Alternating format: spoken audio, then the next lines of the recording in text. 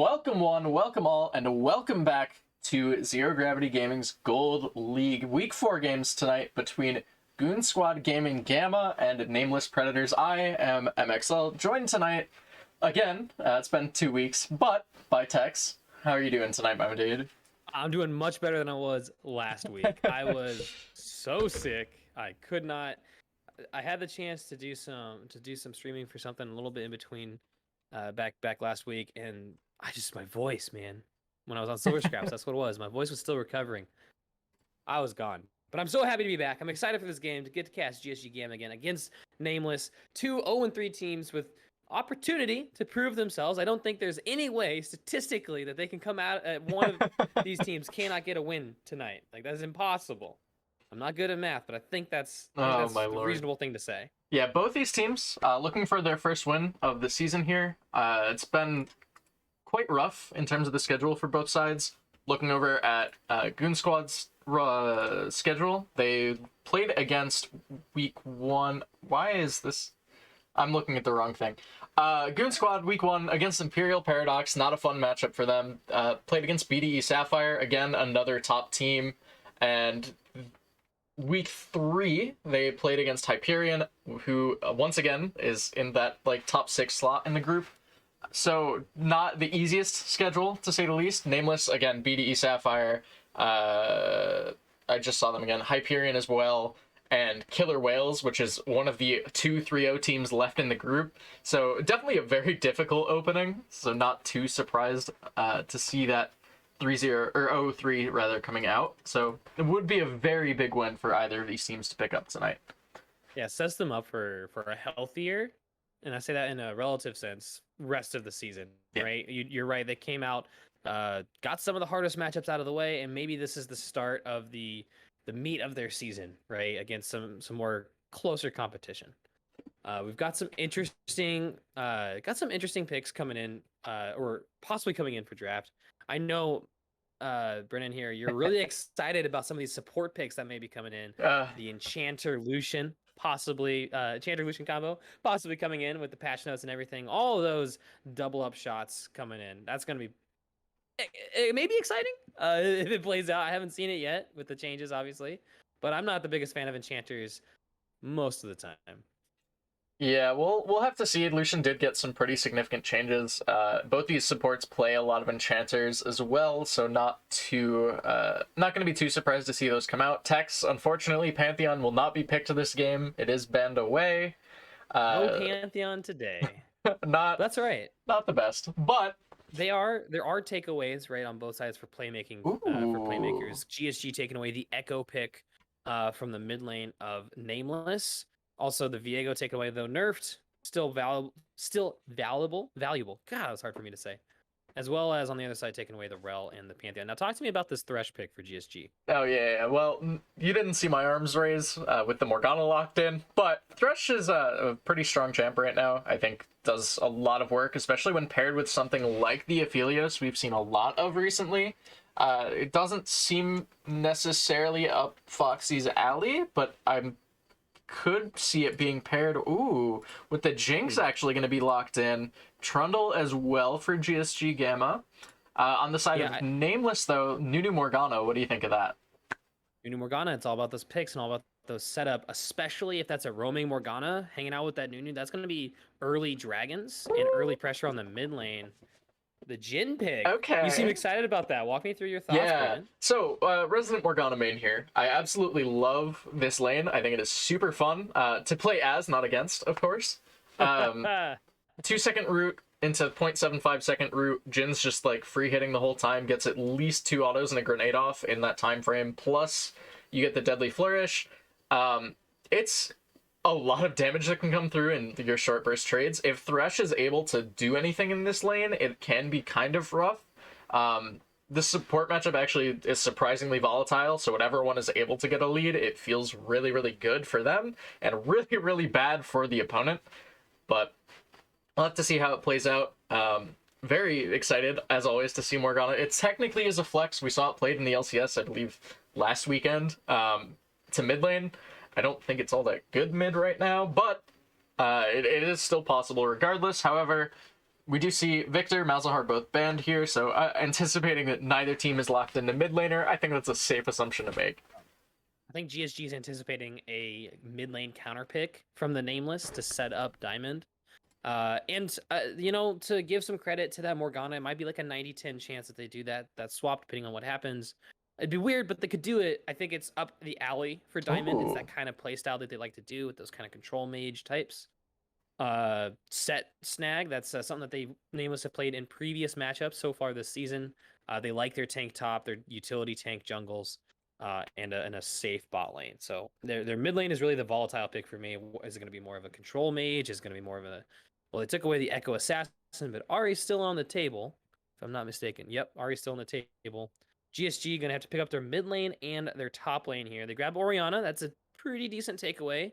There are some games for Diamond on Orianna, and let me check on Shangu. I believe that works for him too, because he also likes to play as control mage. Tex, I think you have the teams backwards. Do I have the teams backwards? Yeah, GSG is on the blue side, so that would be Shangu that you're looking at for the Ahri. Diamond, though, known for some interesting picks. I'm looking at Kiana. I'm looking at Xerath as well. Both are pretty okay into Ori. Aatrox is going to be the lock into the set matchup. And never mind, it's R5 Syndra. It's just a stock standard control mage match in the mid lane. Yeah, nothing. It's something we've seen 100 times probably this season in the LCS alone, right? It's a well-known matchup. Both Orianna and Syndra have their strengths. I'm really interested in this set Aatrox matchup. Two bruisers that scale pretty well, at least if they get ahead in the laning phase.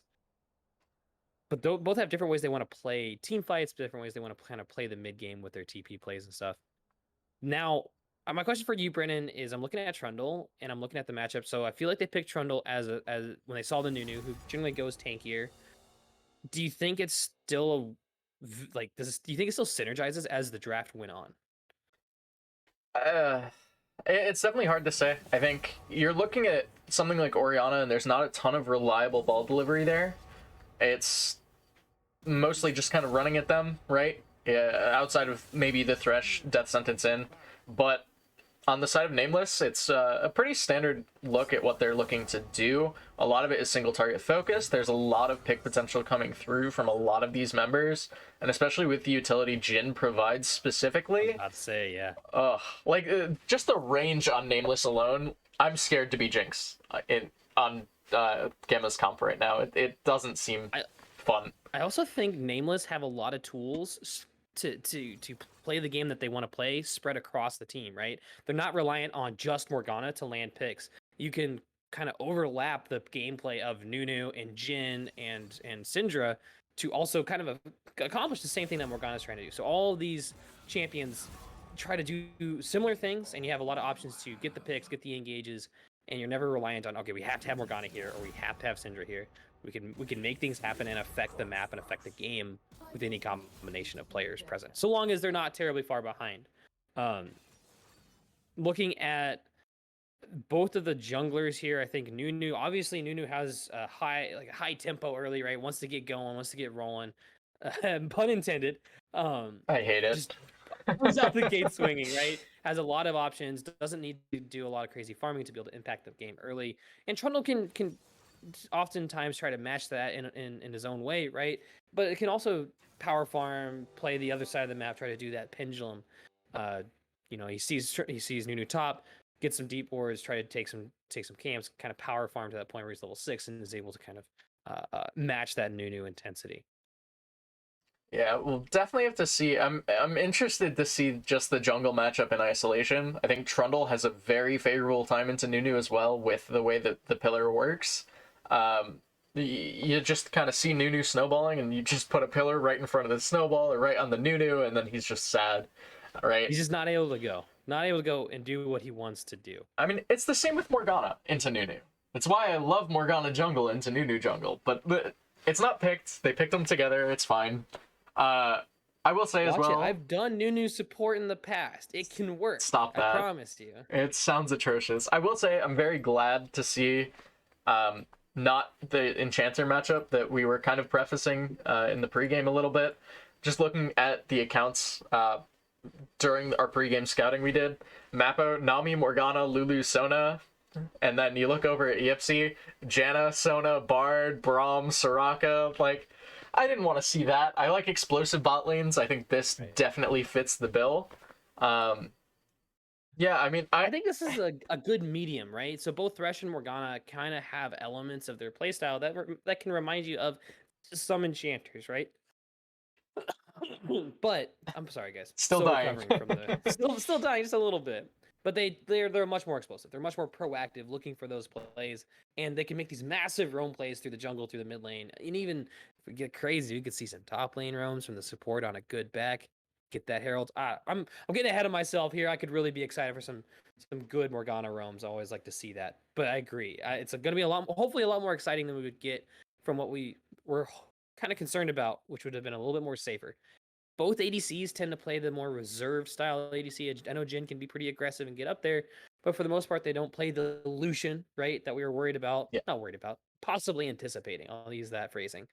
Right, they don't seem to play those hyper aggressive early laning ADCs. They want to sit back, they want to survive the laning phase, get items, and get into that mid game. And I think that might be where both of these teams have struggled, is that laning phase. GSG, so far they're not a team. They're a team that the Gambit squad is a team that lacks a carry threat. Right, they get through laning phase, they survive, they're okay, but then the game just kind of gets out of control. Lulu gets away from them from these like 45-55 trades where the other team just gets a little bit, and all of a sudden they're 5k ahead, and the game's pretty much gone from them. Nameless on the other side have a distinct strategy, right? They get the top lane tank, they get the supportive jungler, they get that control mage in the mid, and then they get that safe bot lane. Just got to see it work, right? What are they going to do in game this time? They got the same kind of comp they like to do. What are they going to do this time in game to get that W, right? Got to see what they're gonna do. Yeah, we will have to see, as Tech says, what they're gonna do to get the W. And with that, we are gonna take a short break as we load onto the Rift. We will be right back.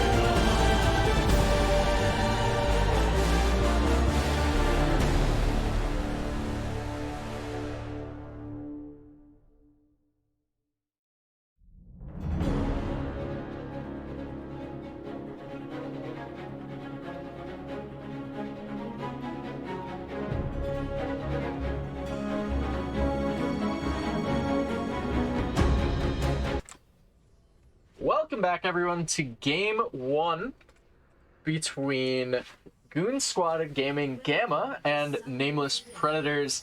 Both teams looking for their first best of 3 win on the season. And some very fun compositions coming out from both sides. Foxy also opting into the cleanse. We were talking about it in the load screen. Whereas Spicy Sauce, that's going to be a very difficult name to pronounce going forward, opting into the barrier here. Tex, what do you think of the bot lane matchup as a result of that decision? It's kind of like they're... Oh, hang on a sec. Might have a little bit of action here, Diamond. Oh, okay. Yipsy might be caught. Death Sentence start as well, goes wide. Spicy Sauce just getting the free 4th shot, maybe not able to find it. Foxy with the rocket auto. 20 mana. Feels bad, man. So I could be mistaken in this take, but I think these are some defensive summoners, right? In my head, when I see barrier, you're looking to farm, you're looking to absorb pressure and not die. Ooh, might have late invade. Yipsy Death Sentence down onto Spicy Sauce here, but is rooted up by the Dark Binding, will be taken down. First blood for Insta-Int, and Foxy's going to be taken to about half HP himself. Landed by the Dark Binding. Foxy gets flashed on. Spicy Sauce with the second kill, 2 for 0 in the late invade in the bot lane.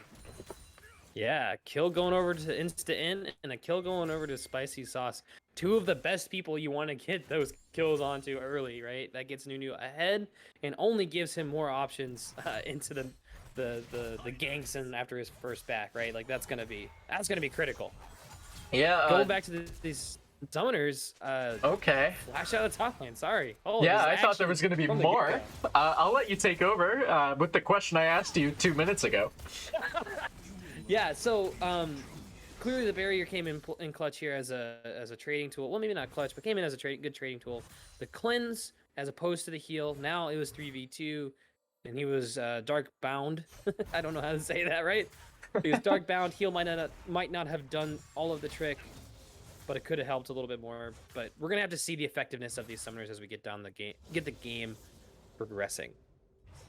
Yeah, I think there's definitely more of an argument to be had for these summoner decisions if the level 1 doesn't happen there. I think it could be a much different argument coming out either way. But at that point, your summoners don't really matter because the context is so extreme. Yeah. One thing I did want to touch on as well, Morgana with the Comet. I think I mentioned this on the last broadcast we had together. I'm not huge on the Comet pick. I think it's decent in lanes you're looking to poke out. I think in a lane that's looking to go in on you, though, which Thresh should be looking to do, Guardian feels pretty good. I like it a little more. Is that a bug or is Thresh level 3? Thresh is level 3. Yep. Okay. So Shengu, though, in the mid side, gets hit by the Dark Sphere. Shengu is going to be taken down pretty low, gets hit by the snowballs as well, having to burn the flash away from the Q from Syndra as well. So very strong early game coming out from Insta-Int on this Nunu pick. Maybe something more happening, though. Biggest snowball ever is just tiny onto Black Eyed Peas, but gets hit by the Scatter of the Week, is going to have to flash over the wall. Yipsy Foxy, though, both in the area. Scuttlecrab here is going to be thrown down onto the Jinx. Yipsy, though, missing the Death Sentence, will have to try to run away. Biggest snowball ever to try and get the kill. Shangu's going to get rooted up, get taken down by the Jhin. Black Eyed Peas should be the next one up here with the Pillar. Not gonna be enough to secure the kill, so the Pillar of Filth keeping him alive. Spicy Sauce coming in hot with the debut. I think maybe debut, but at least coming in hot with the game today. Like, this guy's picking up 2 kills, is getting a good farm, is already building a farm lead. They're just, the Nameless squad here is just playing this super aggressively across the map. We're watching a fight top lane, and we can't watch Great Ribbon almost die because we're going down to the bot lane to see all of this. Oh my goodness, that hook! All right. Nothing to come from it, but that was a really clean hook. I want to see more of that from Ipsy, not so much the unfortunate series of events in that river. But this is going to be seriously costly if they're going to build this experience and gold lead off of just straight up kills early on in the game. Yeah, it's definitely a very favorable early game so far for Nameless, as Mappa might be looking for a Dark Binding to fish. So I'm looking at. Oh, there's the hook. Okay. Hook goes wide. Mappo doing this thing that a lot of Morg players do that don't get punished for it, walking very far forward. But yeah, there's the so the classic. Oh wait. oh, biggest snowball ever on the way in top lane, but bot lane matters more apparently. Death Sentence does land onto Mappo. The Deadly Flourish down onto Yipsy as well. Foxy is going to be doing a little bit of damage, but pretty low on mana. Black Eyed Peas in the mid lane, though. Diamond going to be taken down to about a third of his health bar on the Syndra, but does manage to get out with the Phase Rush. So this early game pressure that they're able to get from the kills and the experience advantage that they have, they're already at a 20 farm lead. World Ender up in the top side. Darkened Blade is going to be taking Drakenrich super low, and he's going to end up falling. Solo kill for Great Ribbon up there. Meanwhile, Black Eyed Peas with the Pillar of Filth down in the bot side. Death Sentence down onto the Jhin. Barrier pop, but he will end up falling still. Foxy's going to pick that one up. First kill of the game for this Jinx. Mappo does get the Dark Binding flashed. Foxy's going to fall, though. Double kill for the Morgana. And teleport coming in as well. Drakenrich still here. Black Eyed Peas is going to be taken relatively low, but Showstopper coming in to stop Trundle in his tracks. Big turn from the side of Nameless. I appreciated the aggression from GSG to say, we're going to lean into the chaos. We're going to lean into the early game fights and try to take some wins for ourselves. It's something that we didn't necessarily see from their last streamed match. However, they didn't take their losses and run. Hook onto Drakenrich, nothing coming from it. Yeah, I actually really like that hook too. Denying the reset, making sure that your Aatrox is generating even more of an advantage with the time spent bot lane by the set. Drake here, though, for the side of Nameless. Insta-Int should be able to secure this one pretty much for free. It is going to be consumed down. Black Eyed Peas, though, and Yipsy onto the Nunu. Pillar of Filth comes down. Yipsy will pick that kill up. So the Drake for the Nunu still feels pretty good if you're Nameless here.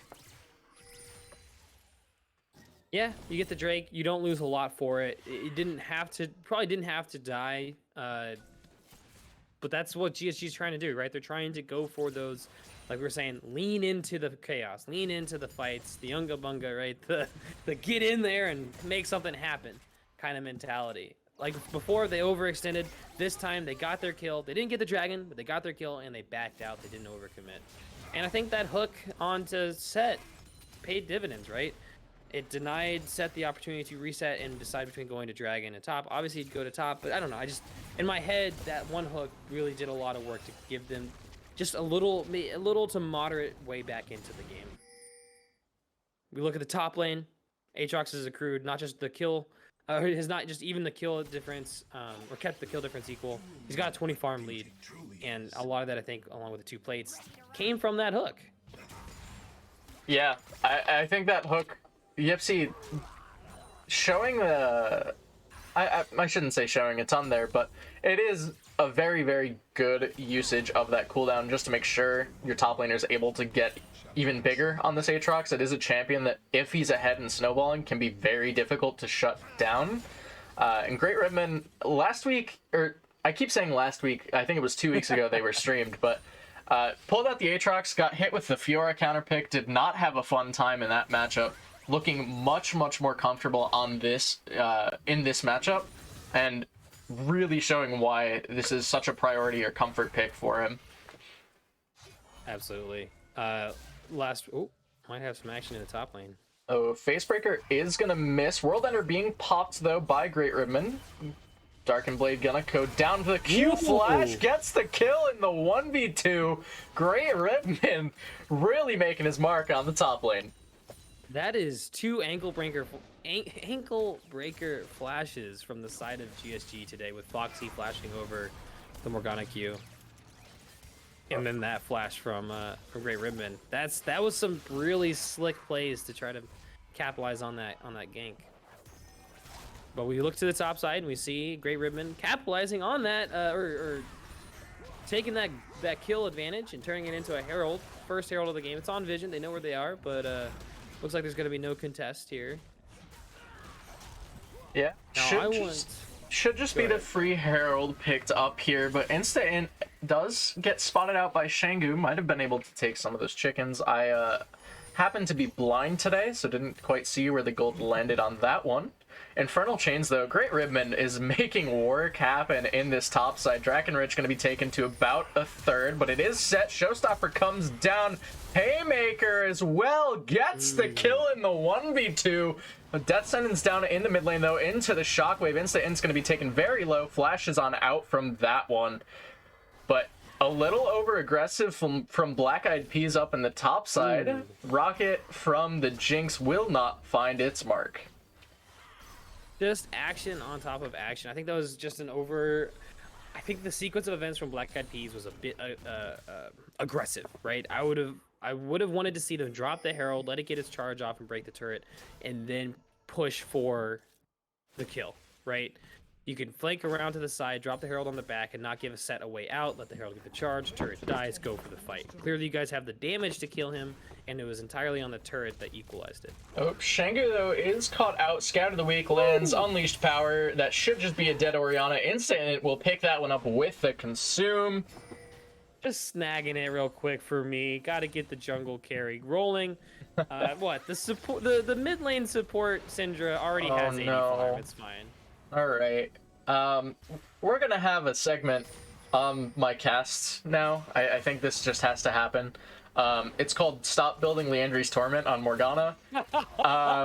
Lost Chapter It is. Rush. It's... Comet and Leandries. If you learn anything from from these casts, Listen. don't do those It's things. fine if you were the sole magic threat on your team and you need to be. I'll get into this point a little later. World Ender popped in the top lane. Drakenrich gonna be just trying to auto-trade with Great Ribman. Darkened Blade does come down. Q1, Q2, Q3! Great Ribman with the solo kill in the top lane. Oh, That is his third kill of the game, second solo kill in very close succession. He technically, is like, flexing that top lane. technically 50 all three. farm lead. All three are solo kills. One Were of all them, three the solo enemy kills? jungler was ganking. Oh my goodness. So... What a guy. I can't, you know, basically. Bot lane, though, Yipsy missing the death sentence. Flash Soul Shackles coming out from Mappo as well, but will be taken relatively low. Shockwave not quite available anymore. Foxy gonna be taken down by the Haymaker as well, but Great Ribbon in the area doing decent work. Showstopper is gonna be popped, not gonna do a ton there, though. Great Ribbon does get the passive auto attack, trying to go forward. Black Eyed Peas will secure the Drake for the side of Goon Squad Gaming Gamma. And oh no, Diamond doesn't know he's on a ward, does have to burn the flash from the command attack dissonance. Very big fight for GSGG. Absolutely. Picking up another kill in that fight is Great Ribman, who may just be the carry player they were looking for, right? He's coming out with a massive gold lead in every way, massive experience lead, and having TP plays in the mid game to secure those dragons and get GSG back into the game. It's worth noting as well, Pillar of Filth actually in the mid lane into the death sentence, the hook. Diamond gonna be taken down. Black Eyed Peas picking up his first kill of the game. I was gonna mention Drakenrich doing fairly well considering he got solo killed 3 times. 3 and 3, 40 CS down feels rough. But the fact that you're still able to get something back out of any of this is impressive, to say the least. Yeah, I mean, okay, I got interrupted last time because Great Ribbon decided it was a good idea to solo kill his lane opponent. Leandri's Morgana. Okay, never mind. Cleanse being burned bot lane.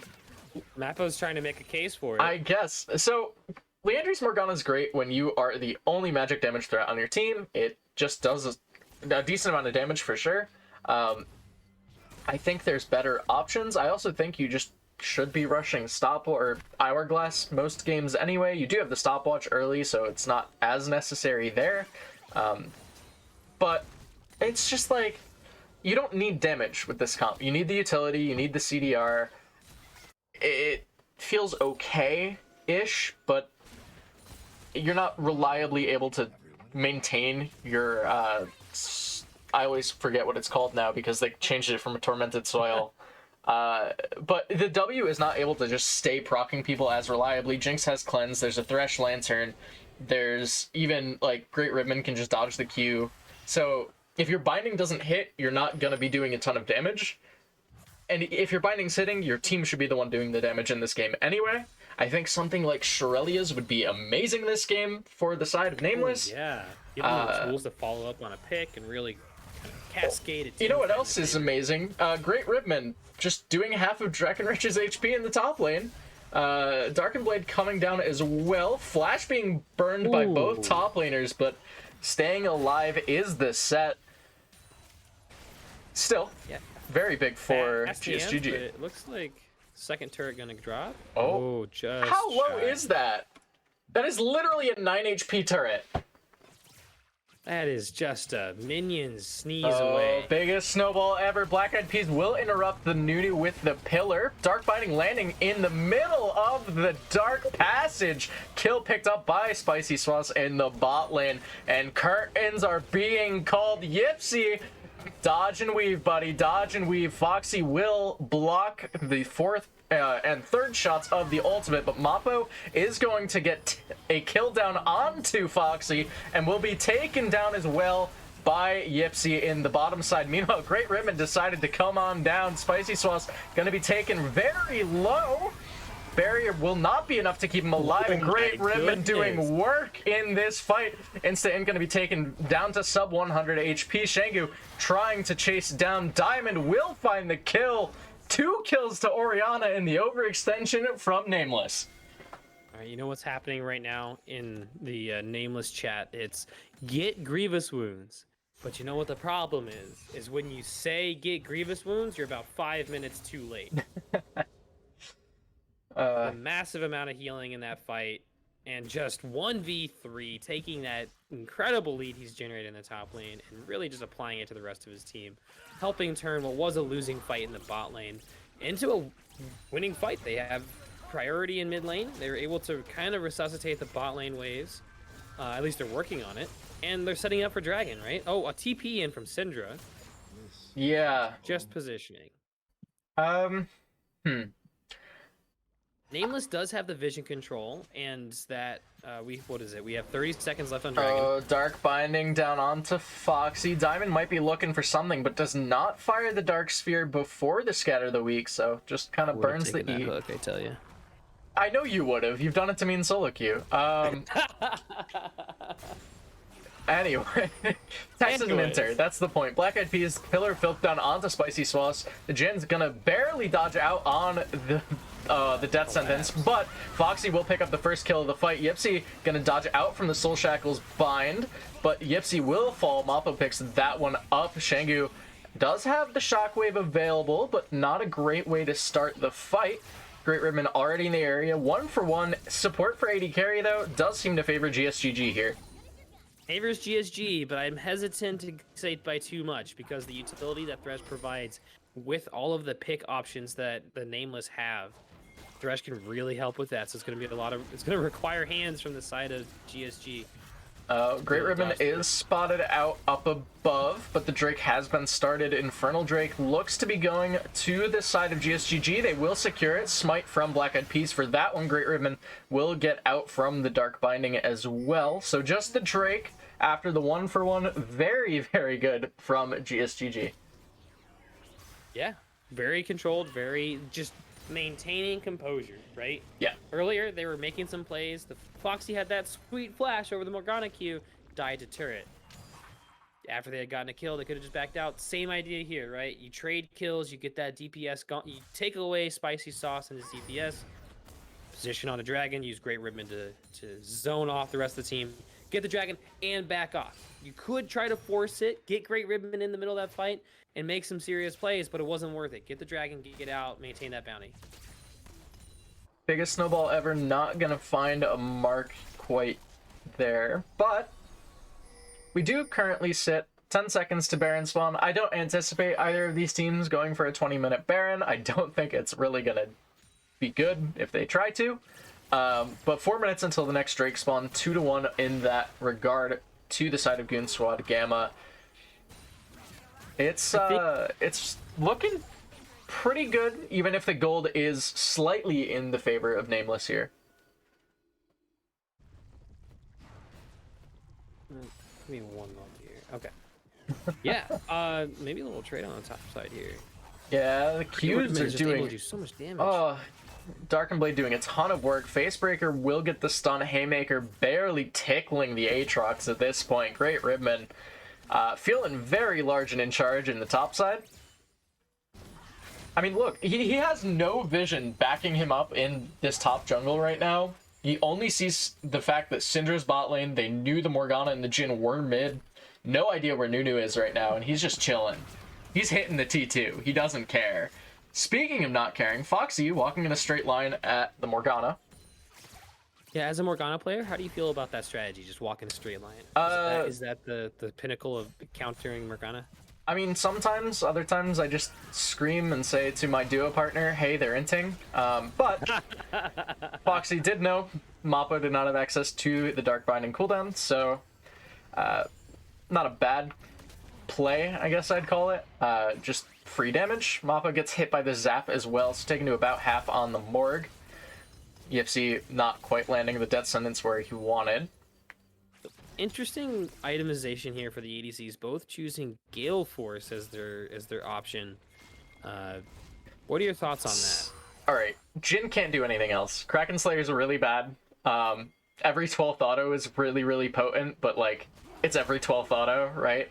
On the side of Jinx, I think you can make an argument for Gale Force or Kraken this game. I think even I keep wanting to call it Bloodthirst or Shield Bow. Shield Bow is pretty solid for her into things like Syndra Jhin as well, but I'm okay with Gale Force if you use it to dodge out on like Morgana Binding or Syndra's Sun, or if Black Eyed Peas won't die to the Baron. Oh no, he had to smite it early as well. So this could be pretty bad. It is secured, however, by Foxy here, so was very haphazard, but got away with it. I like the decision, right? The game was in a lull state, and you had the opportunity, the vision control, and just the positioning on the map to get Baron. You may lose your mid-inner, but theirs is almost gone too. You'll for sure get it with your Baron push. Rocket might help save that turret. But I'm sure.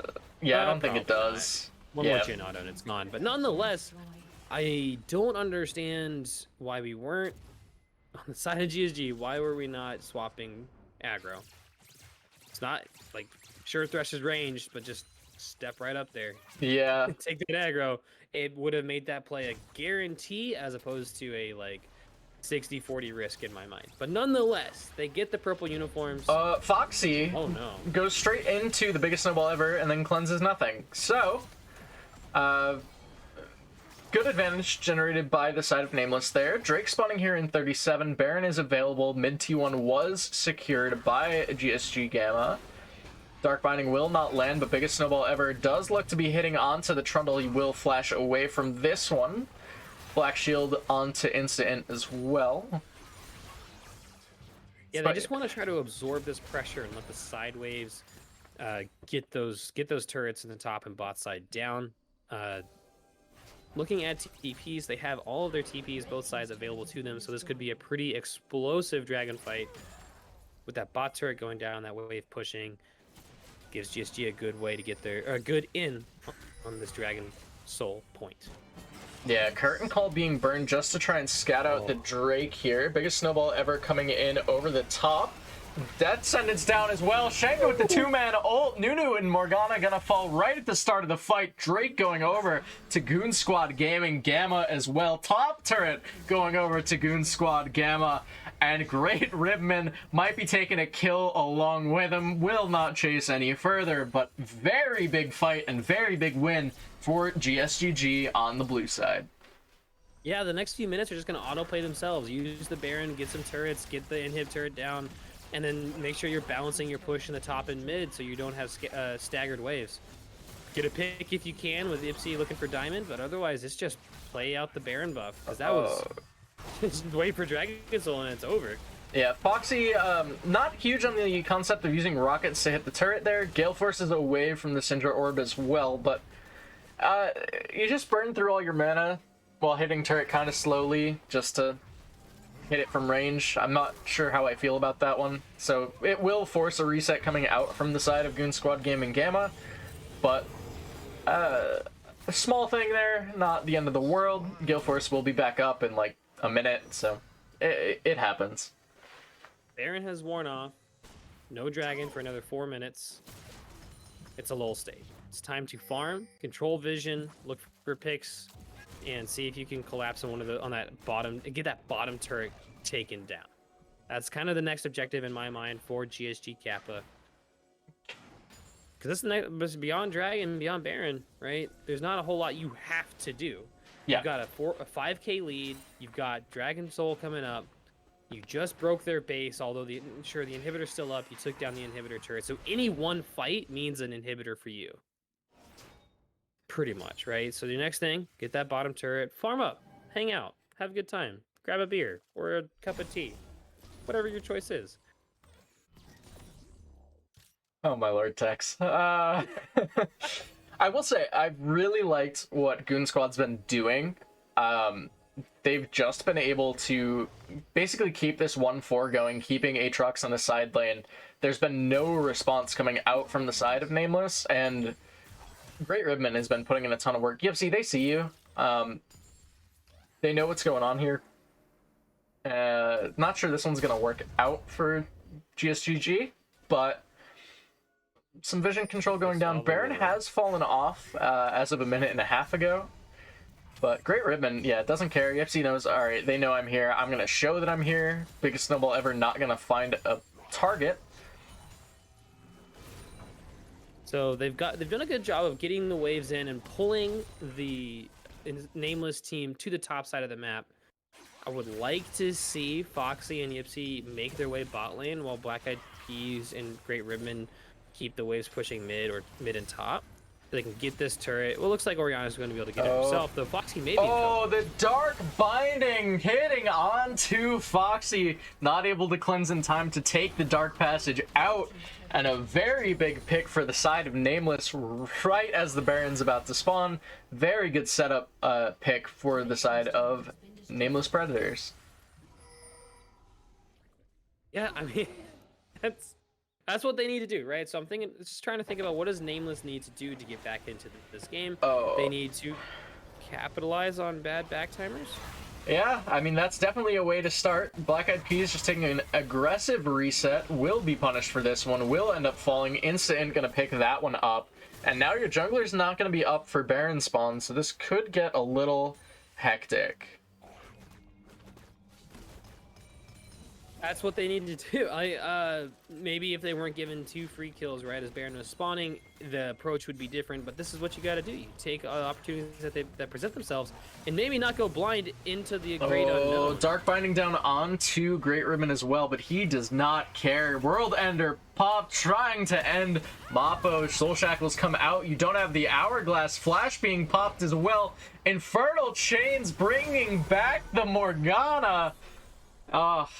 Very, very big pickup. Great Ribbon still just running at the side of Nameless. Flash having to be burned by Spicy Swaths as well. Inhibitor will end up falling, as you said.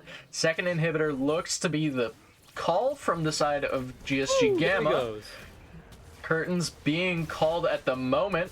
Great Ribbon taken to about a third of his HP. Sterix pop 3-man Facebreaker into the Haymaker. Shockwave gonna go down onto Drakenrich only. Death Sentence down as well, though. Biggest snowball ever coming down on top of it. Shengu gonna be taken low to about 300 HP. Great Ribbon. World Ender again. Feels like he just used that, but it is enough with the unleashed power. Spicy Swaths picking up 2 kills as well in the 3v5, but the whole time Black Eyed Peas on the Drake. The last 3 minutes has been one, like, oh my goodness. No. Stop rewarding Leandry's Morgana players. Oh no. Yeah. So last 3 minutes, chaos, like the first 3 minutes. Also chaos. It's just simple errors, right? It's little things, positioning a little too aggressively by Foxy, leading to him dying, and then bad back timers and positioning for Trundle by the Wolves. Dies, sets up for a potential Baron instant looking to get ready for that. Snowballs directly into the the gloving embrace of Great Ribbon. Gets blown up. That cascades into a lost inhibitor because that was what was going to happen. But then an overstay, or a good, no, I'm gonna give credit to the Nameless here.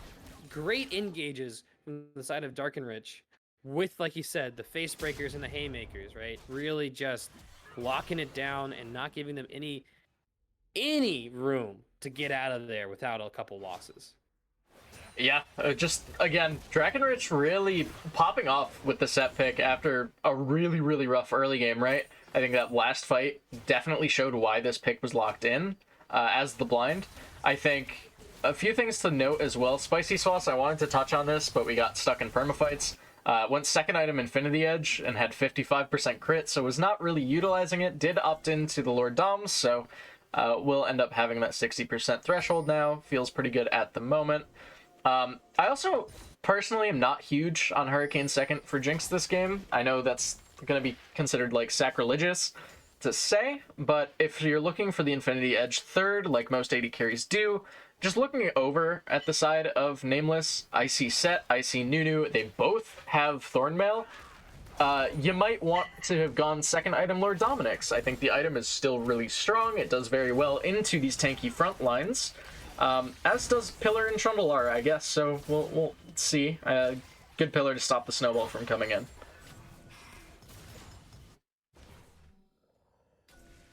Yeah, so I was just, as you were talking, I was looking at the state of the map and trying to think, what would I be doing with this Baron right now? They're doing about as much as they can. They've even, well, maybe they could have done more, honestly. They've evened up the gold with the last several fights. They're head on the kills. Their itemization is pretty good. We got a Trackstar Nunu coming right down the middle. Okay. I want that to be a skin. Now that you mention it, that just sounds really funny to see like Willem just like sprinting while pushing a snowball. Yes, there we go. I tell you, if any of my friends are watching, they know the Trackstar builds all too well. Sometimes I just get a hair and I want to take Phase Rush on literally anyone that has a Go Fast ability, take Ghost, and just go way too fast and do nothing but go fast. I could totally see you do that on Pantheon as well, just for the record. Oh. You got me thinking, but we need to focus on the game right now. I can't be distracted by Phase Rush Pantheon ideas. Anyways, no. a lot of this Baron was not utilized in lanes a lot of the time or early on. And oh, Yipsy, yeah. Dark Binding, Tormented Shadow is what it's called now, and Insta-Int just running at Foxy. Great Ribman gonna have to run away after popping the World Ender. Q's coming down as well, just trying to stay alive. Dark Binding thrown into Narnia, and Foxy Gale forcing forward. I like it. I like it. I want to call it Black Eyed Peas there. Had a flash forward from Foxy as well. Shockwave down onto 2. Jinx with the resets. Foxy, though, taken very low. Unleashed Power going to take that down as well. And it's just Great Ribbon versus the carries of Nameless. Now just him versus the Syndra. Flash forward as well. Diamond going to land the Scatter the Weak. And somehow, Drakenrich has been bot lane the whole time, and I missed it. Gets the turret in the bot side. I'm not going to give that credit to the Baron buff. The Baron buff was mostly used as a gold equalizer here. But what I will say is that was a I'm a fan of the way that the Nameless tried to approach that. I like seeing... hang on, are we having some shenanigans? Great offense to Drakenrich taking this bot lane turret. Yeah. Chasing him halfway across the world here. Thornmail is still an item that Drakenrich has, so Great Ribbon with a little less sustain coming through. We're about to see the Battle of Conqueror Champions. Yep, Jinx ult doesn't really do anything other than pop Sterak. Score Drinker.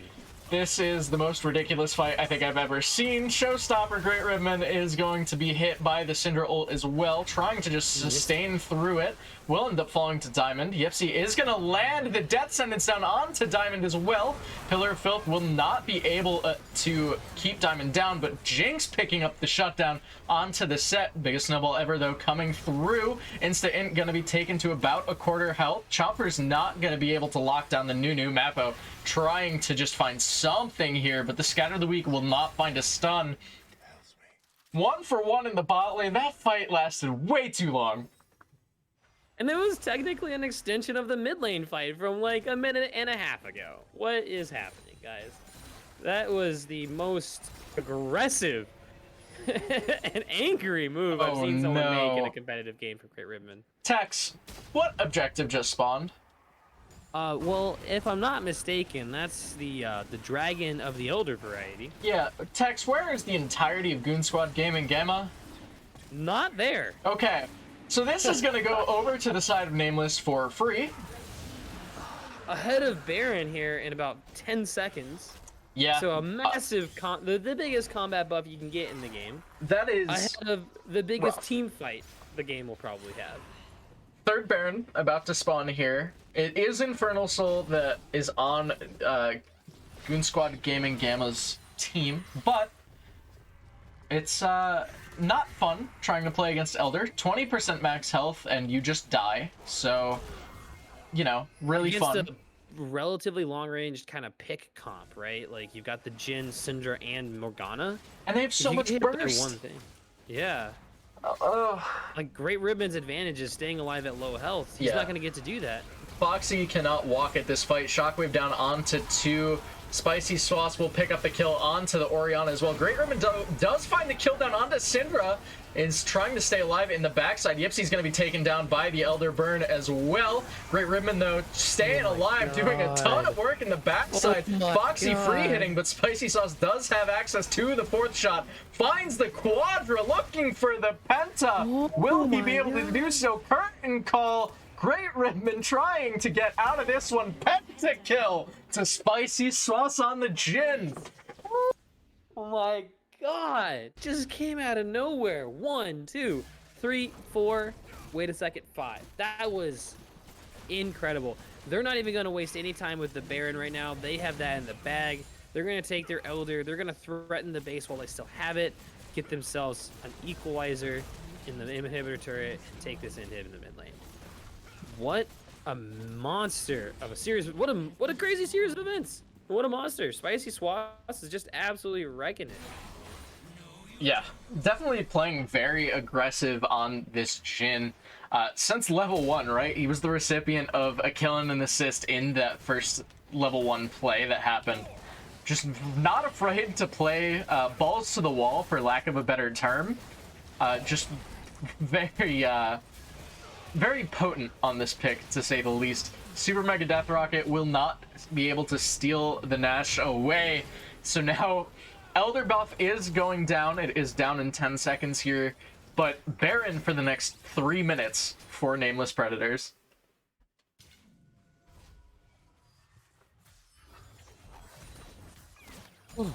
I can't imagine how you're feeling right now. This has been like casting. It feels like you've been casting 3 games just back to back to back, right? There's so much action, right? So on the side of the Nameless, they have 2 naked inhibitors that are looking scared. They have to get through this. They all have to do is win a fight, take that Baron down mid with their supers, and that's game. I don't think Goon Squad are out of it yet, but they are down quite a bit of gold. We are approaching the point where people are starting to finish builds, starting to get pretty healthy with their items in their inventory. Looks like the Nameless are going to want to position towards the bots. Oh no. I don't know if this is the play. Deadly Flourish onto Yipsy. Actually, what? Direct to camera briefing us. Shangu solo killing the Jhin. Spicy Sauce taken down.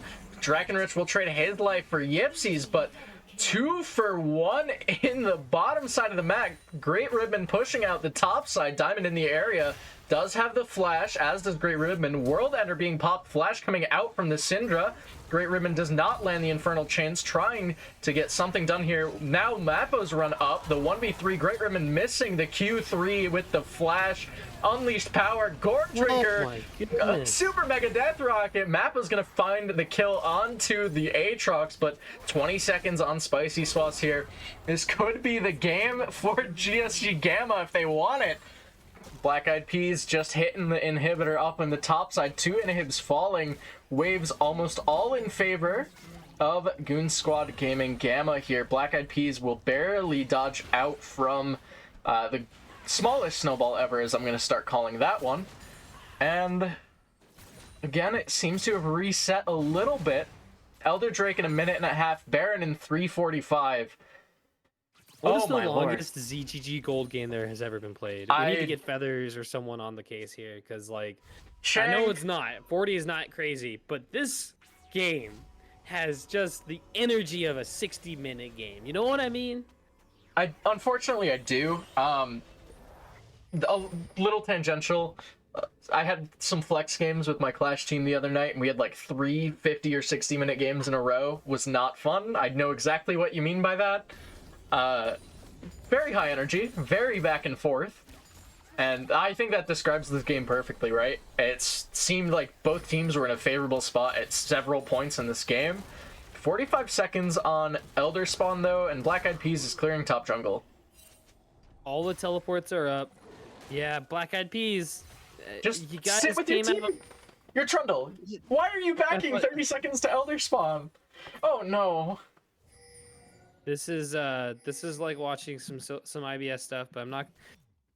You see it a lot at that point, but you know what? To give credit, the rest of the team. Okay, he's here. Was there on time? But here comes the biggest snowball ever. Instant trying to find something. Detsonance lands onto the Nunu, but Morgana picks up the kill onto Shangu right away. Spicy Swats going way too far forward. Foxy picks up the kill. The reset, Dark and Rich not able to find much. Great Ribbon in the backside does get exhausted down, but sustaining through regardless. Foxy going to be taken low. It's a fight on 3 fronts here. Great Ribbon trying to do work. Flash being burned by Mappo is gonna get taken down. Great Ribbon finds that one. Black Eyed Peas down into the backside as well. Drakenrich picking up the kill onto the Aatrox. Diamond's gonna fall, but there's 2 members left alive for this side of Nameless Predators. 5 for 3. Elder is theirs. What's going on, Tex? I don't know. Oh, that team fight was all over the place, man. So Spicy Swats making a very aggressive play. That was, if it had paid off, that fight wouldn't have been nearly as close, right? Gets in there, blows him up. All that's there is Trundle. He can try to get away from the Trundle. They lose an inhib turret, but like, that's not so bad given how things played out. Oh no. Drakenrich is absolutely making the hero plays, but is this Shangu teleporting to stop the Elder Dragon? Does so successfully. 3.2k. Trying to let it reset, and it starts to reset. This is really big for Goon Squad Gaming Gamma. Drakenrich and Instant not committing to the neutral. So we'll end up just losing the Nexus turret for nothing, effectively. Having to push out their waves. They see Nunu topside. This should be the call to just start up the Elder. Someone had to back. That turret was going to go down. But that is just the most unfortunate series of events for the Nameless after winning that fight so closely. Elder Drake down to 6k, 5k, 4k, 3k, 2k, secured by the side of Goon Squad Gaming Gamma. 30 seconds on Baron. Do they do it? Yeah, I free. think they have to go for Baron. No, they don't have to go for it, but they may, just to play it safe. But they're looking to just choke out the Nameless in what is looking to be a 50-minute game. Looking to take this Elder right on down the lanes. Great Ribbon, not scared of 3 opponents that he doesn't know are there. Well, he saw at least 2 of them. Does land the Darkened Blade onto 1. Drakenrich, literally just WQ1 from Aatrox did like that much damage to him. This was the move from. I think the move was go Baron. Yeah. So the argument to be made here is, if you just force the fight and win it, it looks really good. It looks like this is always the call. But you don't have Baron, and waves are gonna get cleared instantly. Yeah. This is now okay. I flame Leandri's Morgana all the time. It is very good at wave clearing against no Baron, as we are seeing right now. Especially when paired with the Syndra. Even Nunu has like decent-ish wave clear. This Baron call feels super late, super delayed. They've just kind of wasted a minute and a quarter, so half of their Elder just kind of jockeying for posture at the bottom tier 3? Oh, but man, if you get a couple That was a of those, shockwave then it might be angle. worth it. Oh, shockwave on a 2. Instant's gonna get popped right before the fight starts. Great Ribman trying to find something down on the Spicy Sauce. Will land the Infernal Chains. Spicy Sauce taken very low. Mappo gonna get the Soul Shackle stun down. Death Sentence does not land. Baron did go over there. I missed that one, but Unleashed Power coming down from onto Great Ribman rather. He's taken relatively low, but does have the teleport. Elder still available for 30 seconds for the side of Goon Squad Gaming Gamma. Black Eyed Peas finds himself a random Jhin, and Spicy Sauce gonna be taken down by the Elder Burn.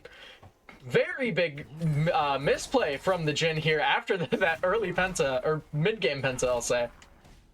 Yeah, I think that was a late game penta. You know what? Wasn't that on the 3rd Baron, or was that the 2nd Baron? I can't tell time. Listen, it's fine. Because, folks, we are on the 4th Baron and 2nd Elder Drake of the game. 46 minutes in.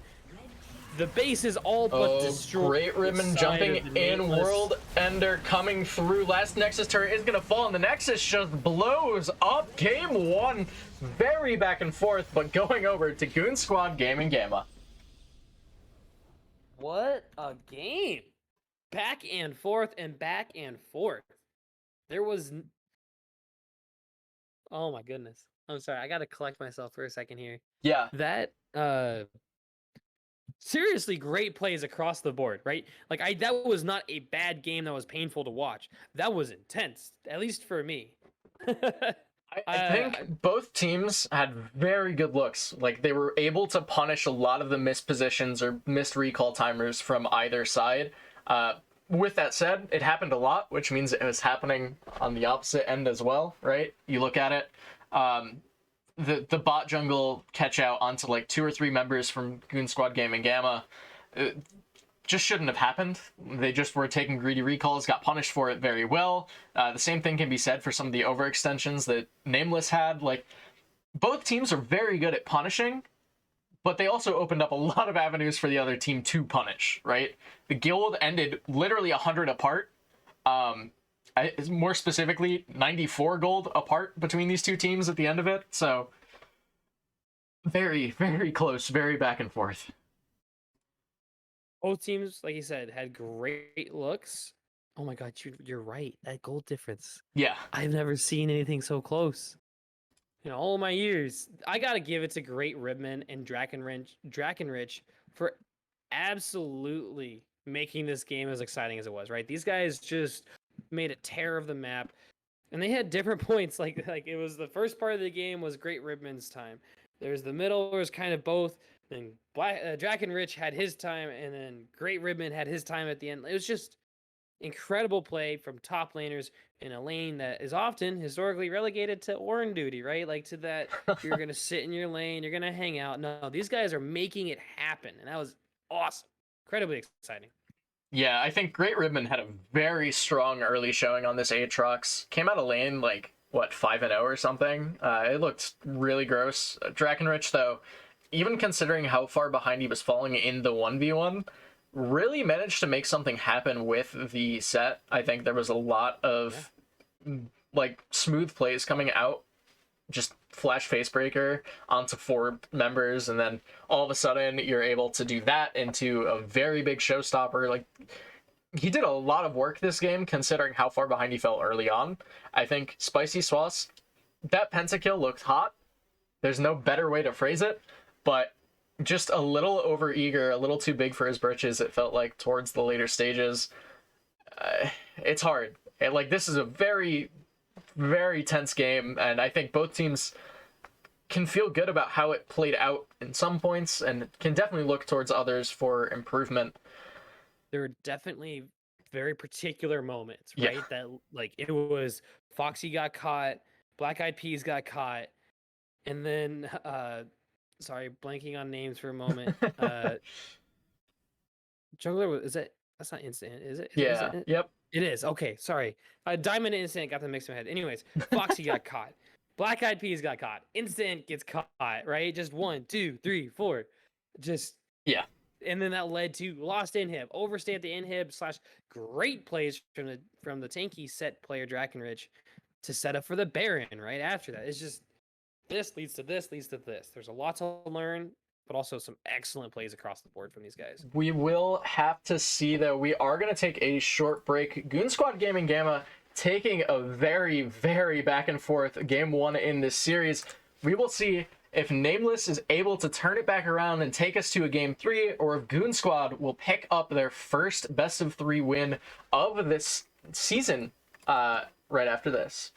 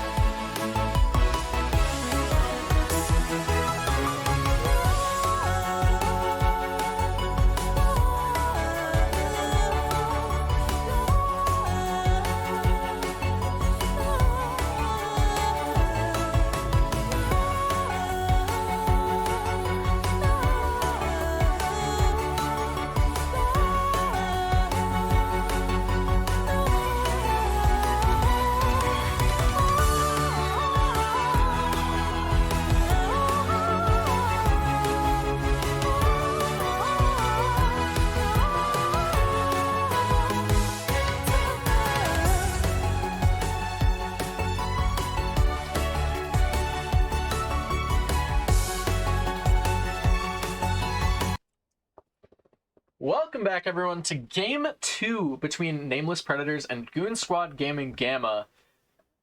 Very, very back and forth. Game 1, I think that is pretty much objective. You can't really argue that. But GSGG taking that game. Nameless having a very, very strong mid-game and early game, it felt like, but we'll have to see what they decide to change going into Game 2 here. So far, the ban's looking pretty similar to last time. It's not the bans yet. If they stay true, Nameless will be banning Mordekaiser here, and Goon Squad Gamma would be banning Viego. Mordekaiser ban does come through. Ban, maybe. If they want to prioritize that top lane diff. I mean, maybe. They played the Aatrox into it and did very well in that matchup, so... Absolutely, right? Not downplaying that matchup. Like, Great Ribman seems to be their carry player, right? He seems to be that piece that needs to be given the resources, or at least pull the resources for himself. Morgana, they're respecting the Morgana, the Comet, Leandri's Morgana. Yeah. I'm shaking. Does that open us up? We see an Ezreal pick. I'm not personally the biggest fan of Ezreal, both as a caster and as a player currently. Okay. But it matches up, right? You play the safer laning phase for Nameless in the bot side, control mage mid, sporty tank, jungle, tank top. They're setting up to do exactly that. Do you B1 Ezreal though? Like ever? I feel like there's better options. You know my answer? No. It's just never. Yeah. It's never pick Ezreal. Like but, Ezreal's not he's not the strongest champ in the game, and that's generally what you want to save your B1 for. Whatever the strongest pick your team plays is. I think there's several AD carries that are better than Ezreal that kind of do what he does. So it's definitely interesting to see that. Black Eyed Peas falling back to the Trundle again. I was gonna say on the flip side, Black Eyed Peas going to a classic, but no Lulu or tank on the other side or Zin's out to justify it quite yet.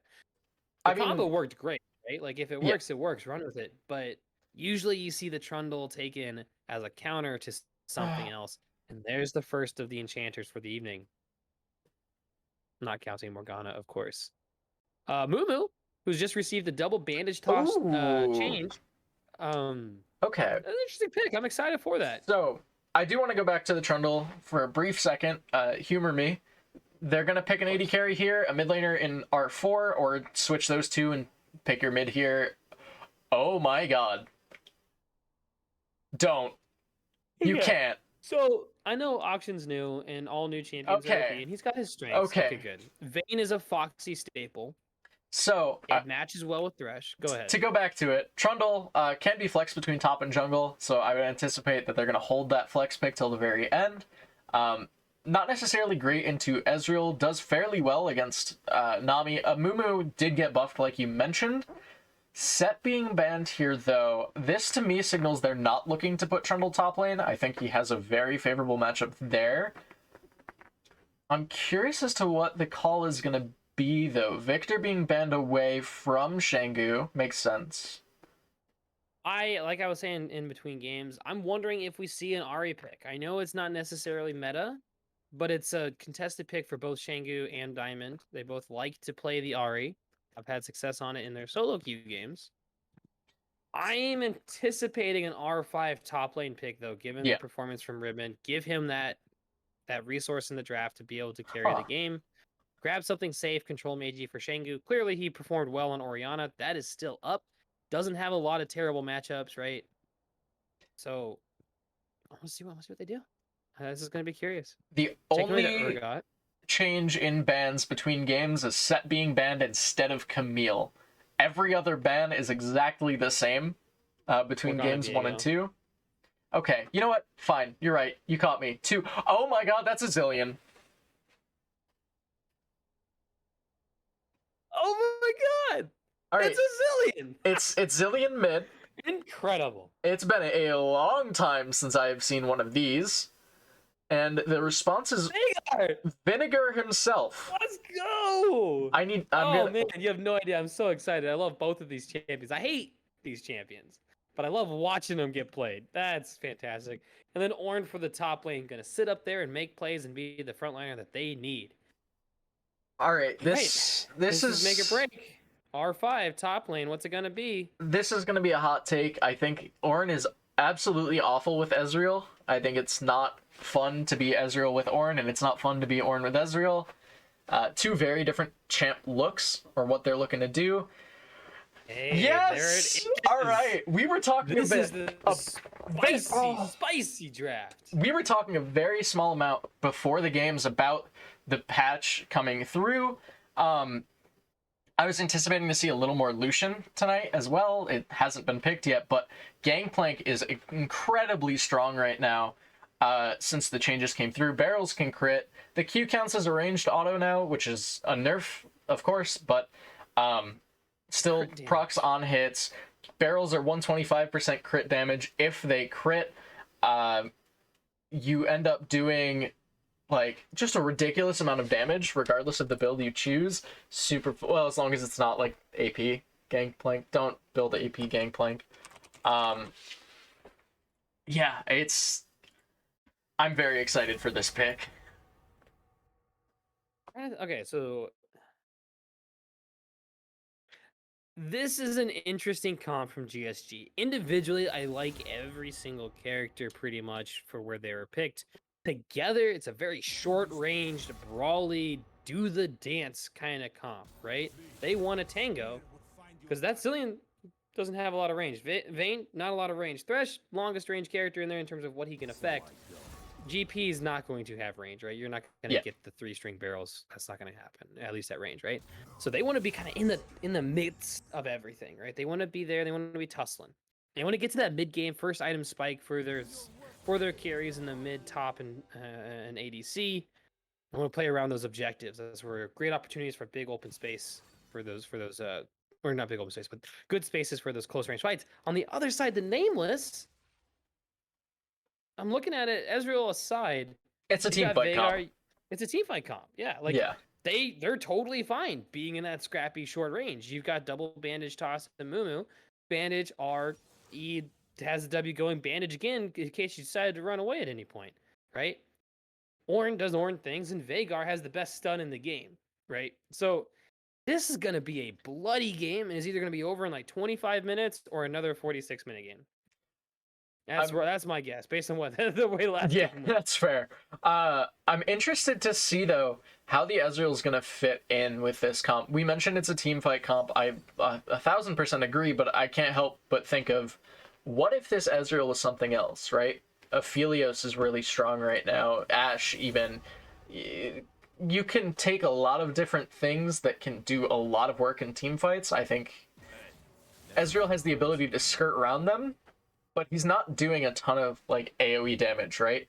You think of those other champs, you think of Aphelios, Infernum is ridiculous. You think of like Kog'Maw, Jinx, Kai'Sa, Hurricane champs, right? You have a ton of AoE. But I know they couldn't have thought of this since they wouldn't have known this because they picked Ezreal at the start of the draft. Honestly, a Caitlyn wouldn't have been bad, in my opinion. I know she's not necessarily like super meta, but against the squishy comp like this and the range and utility that Ezreal tries to bring as well, I think Caitlyn can do a lot of the same. Although maybe she doesn't have as much like damage variety or ways to manage different types of like resistance types, because she goes lethality now is what I understand. So she's got a very specific kind of build that she has to go against, right? But yeah.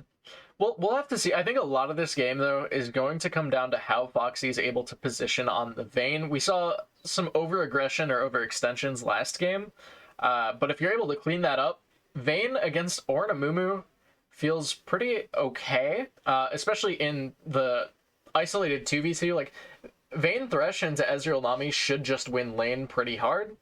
Ezreal does not enjoy laning against Vayne in any capacity. It's not a fun time. Thresh into Nami is pretty okay as well, so I'm anticipating a lot of action towards the bot side.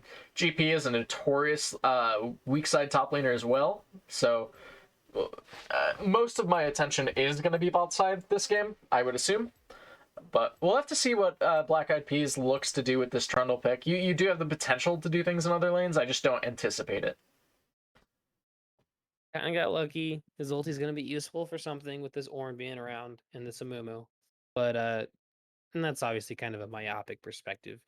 Champions are worth more than just their ultimates. But I agree. This Trundle's going to be an interesting pick. Looking at the bot lane, it's kind of a flip, right? Like, so maybe not a flip so much, but Oh, what's up? all right. We're gonna have a discussion real quick. I'm looking over at our draft tool. Love it. Shows me summoner spells. The AD carries didn't change their summoners from last game. Vayne has cleanse into Ezreal Nami lane. Bubbles, don't- I guess. You can't cleanse a knockup though. Can't cleanse a knockup. You're So right. I'm curious as to if it's just from the Amumu threat or the Veigar threat in a gank, but those are the only two things you are going to use cleanse on. To give some credit here, team fights, right? So Amumu, Veigar, and Ornn have pretty incredible CC. Okay, Ornn's is all knockups for the most part, right? So Veigar and Amumu have some pretty nasty, pretty hard to dodge CC in team fights. It will allow Vayne to navigate those close range team fights a little bit better. I want to give that credit. Oh, yeah. I'm not the biggest fan. I'd like to see a combat summoner in a lane that has this aggressive advantage that they do. Like heal, is what I'm getting at. Heal would be good. Yeah. The barrier I'm not a fan of. I don't know what else to take besides like heal there or TP even. If you just want to sit back and exist, right? I like TP Ezreal, but I know I'm in the minority there. We'll have to see though. I think there's definitely a potential for both of these to be useful. I'm just not sold on them at the moment. We'll have to see how it plays out in game though. We've got about a minute till we get onto the Rift, but we are going to take a short break. Game 2 between Nameless and Goon Squad after this.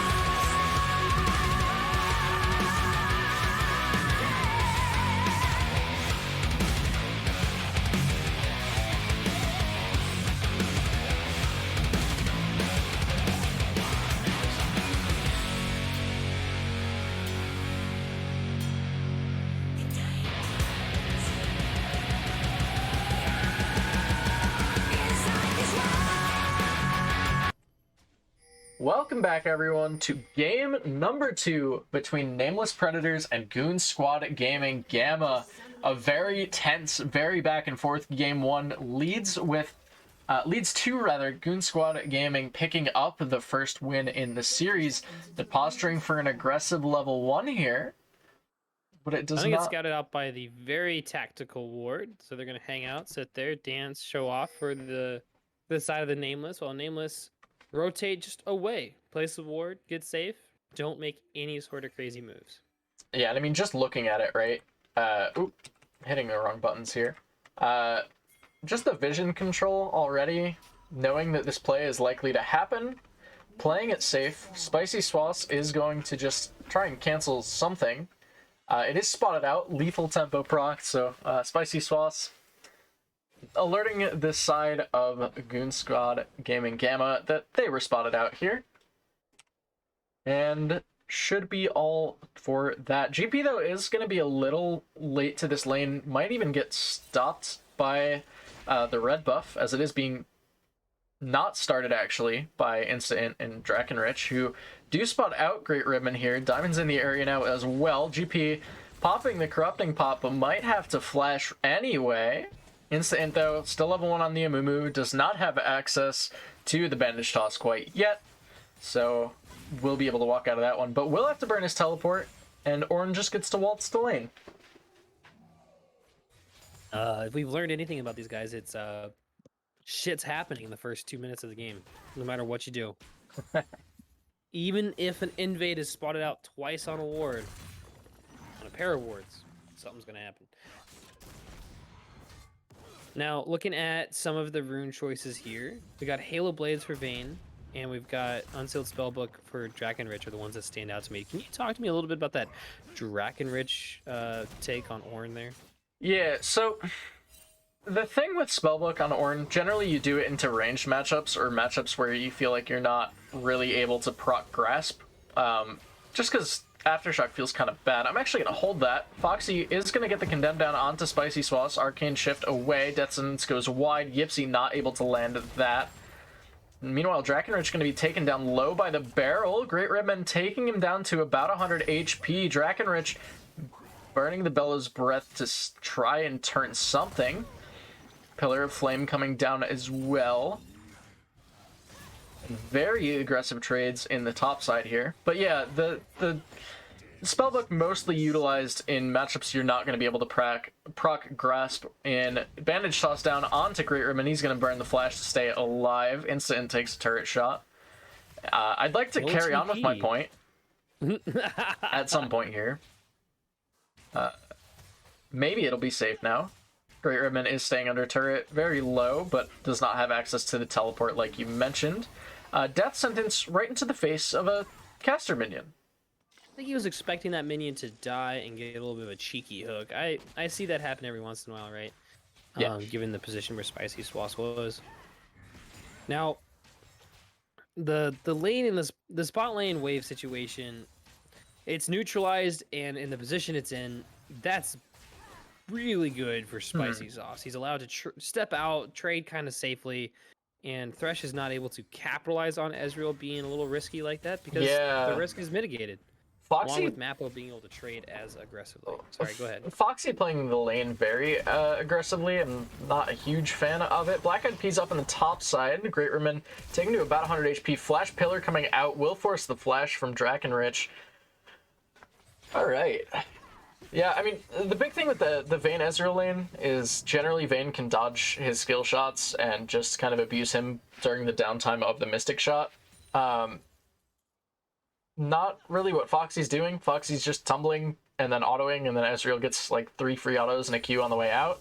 So not the best performance in the lane. I think it's looking a lot more rough than it probably should be. Spellflux also doing work. Yeah. That damage coming out. They've made the decision, Yipsy and Foxy, to allow the wave to push in so they can maybe try to seek out a freeze. It does hit the turret, so we'll see how well they're able to manage it going forward. But they're kind of resorting to their safer, farm it up style of play. Yeah, the bubble down onto the Vayne as well. Foxy getting abused right now in the bottom lane. but Trundle is making his way down. This is a pretty optimal gank if the ward weren't there. yeah, Spicy Sauce does have the Arcane Shift. Flash being forced out from Mappo as well. Pillar comes down, but Flash for Flash out of the supports. Decent enough trade in the bot side. Trying to allow some openings for this bot lane, giving them some opportunity to at least feel a little bit more comfortable not getting it all in. Oh, great Ribman, experiencing the joys of playing against Ornn right now. Just kind of getting walked at, and Ornn has Bramble Vest, so GP is not allowed to play the game anymore. Great Ribman taken to just about 100 HP, although he's gonna turn it, gets the passive auto and the first blood in the 1v1. I didn't think he had it, but Great Ribman knew what he was doing. Very big solo kill on the top side. Cool guys do not look at explosions, man. He just let his burn take him down. Instant trying to come in and cover that. Oh, death sentence. Into the cannon barrage as well. Mappo having to burn the exhaust, taken very low. Foxy, though, wants this. Flash forward. The last auto for the kill. Condemn will not find the wall, but Spicy Sauce doesn't know there's 4 people here. Death sentence goes wide. The bomb goes wide as well from Shangu, so maybe we'll just be able to walk out of this one. Oh, my. Action, but this time? No, he wasn't picked. They picked Vayne. I'm mad at myself. It's fine. The action this game, not the champion, but the events that are happening is almost equivalently. Ooh. Oh, the flay down as well. Spicy Sauce might have gone a little too far forward. Foxy dodging out from the bubble as well, but a lot closer than it needed to be. The game is a lot more even this time around, and things are going generally in the favor of GSG. Whereas last time, things went very, very aggressively in the early game against GSG. Oh, the double bomb stun that didn't look like it should have hit the Vygar there. But yeah, red buff being stolen away by Black Eyed Peas now as well. Everything it does seem to be turning up. Goon Squad Gaming Gamma favored at the moment. And Drakenrich also now experiencing the joys of Gangplank. Flash being burned by Diamond in the mid side. Very good gank from Black Eyed Peas there. And finally, I'm going to try and get a chance to talk about the spellbook that we've been trying to discuss since minute 2. It's generally pretty good because you can just all-in your lane opponent with Ignite at level 6 and just kill them. Never mind. Black Eyed Peas Smite steals away the red buff, his own red buff from Instant, who is going to try and he's going to have to flash the wall here and does so. Does still have the Despair going. Misses the first charge of the Bandage Toss, though. Call of the Forge God coming in onto the Zillion. Misses the second charge as well. Instant ends up falling. Drakenrich will have to flash to get out of this one. Black Eyed Peas, though, might be on the chase for an Ornn. Diamond very low as well. Pillar is available, but Primordial Burst! A little over aggressive from Black Eyed Peas, and Diamond finds the kill. Yipsy not finding the flame, finds the death sentence, finds the auto, finds the double buffs. Fed Thresh. Fed Thresh, baby. Let's go. So that was interesting. Good collapse from both sides to try to capitalize on the invade. But it's coming up GSG, right? They've got kills onto everyone but the Zillion, and that's not really the end of the world, is it? You've got your Thresh carry, you got your Vayne support, you got your, everything else going on pretty good. We might have some action here. Yeah, Yipsy's got the double buffs in tow, looking through the bot lane right now. Dark Passage down, the flay down onto Spicy Sauce as well. Condemned, but Arcane shifted away. Beautifully played by Spicy Sauce on the bot side to get on out. Meanwhile, That top, was some though. of the best Ezreal I've ever seen. Great Ribman, never mind. I thought there was more, there wasn't.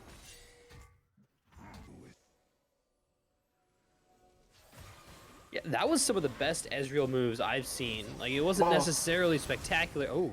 Bubble down as well, so it's Spicy Sauce just staying alive in the bot side. Doing fairly well for himself. Tidal Wave coming through, not gonna find much. just to finish my thought there, if we can, because that seems to be a trend of not being able to do that. Yeah. Spicy Sauce is just playing very cool, very collected, and very focused in this bot lane today, right?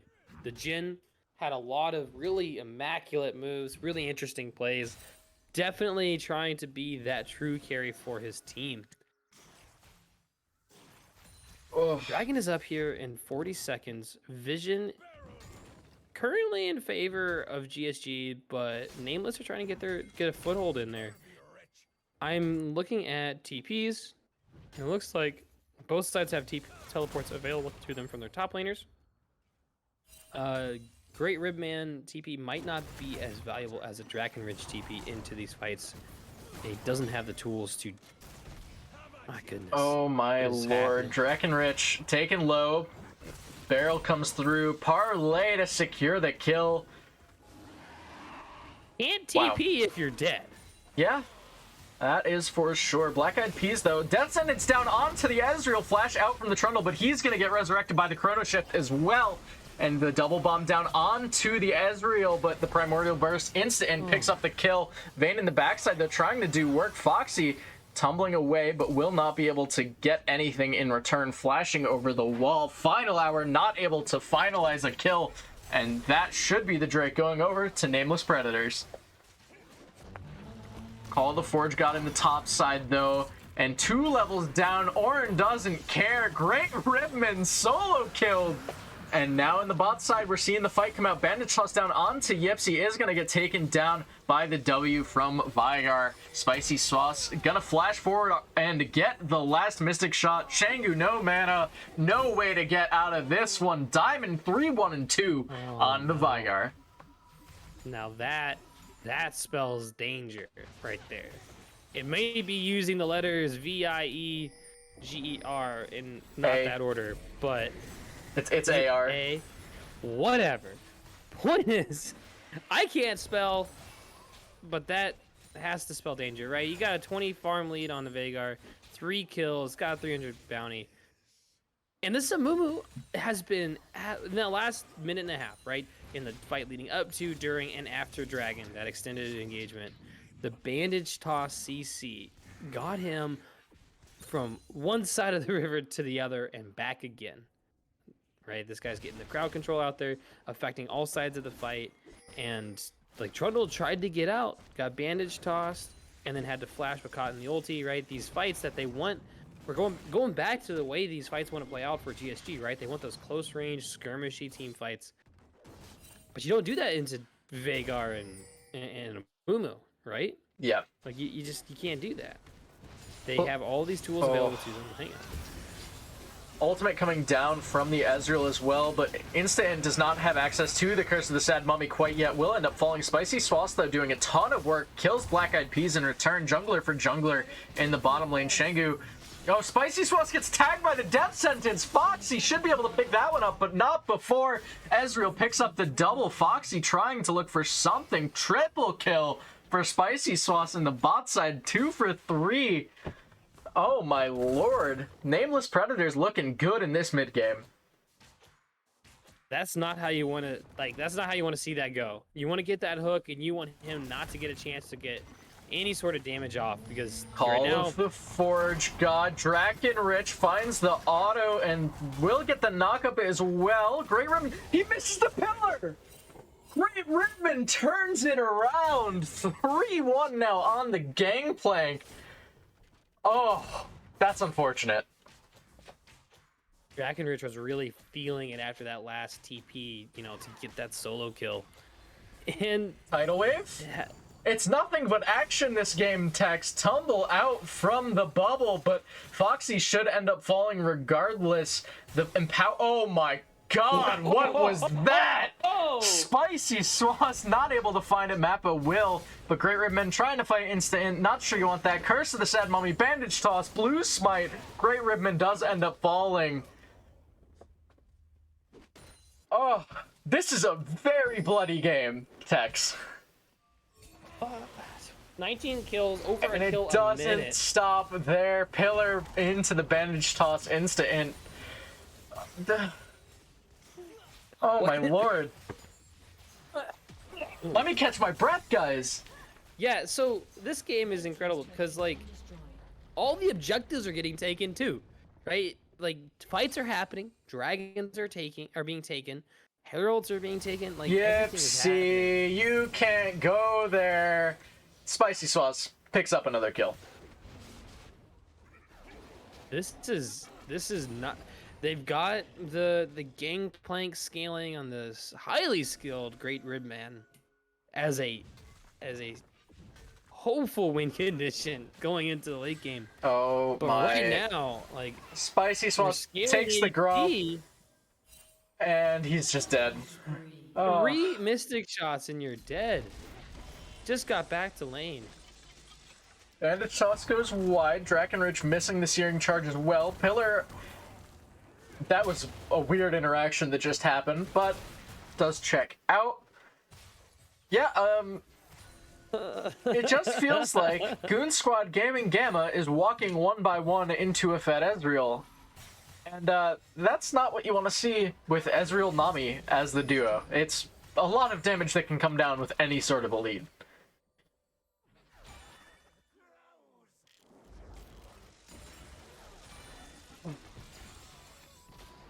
Drake spawning here in 15. Looking at mythics, and it is all the mythics that matter on the side of Nameless ready to go. And no mythics to compare, or no mythics to match on the side of GSG. I hesitate approaching this dragon. Bandage toss missed. Instantly gonna flash out. Did not have the Curse of the Sad Mummy available quite yet. True Shot Barrage over the top. Yipsy's gonna burn the flash. So is Shangu.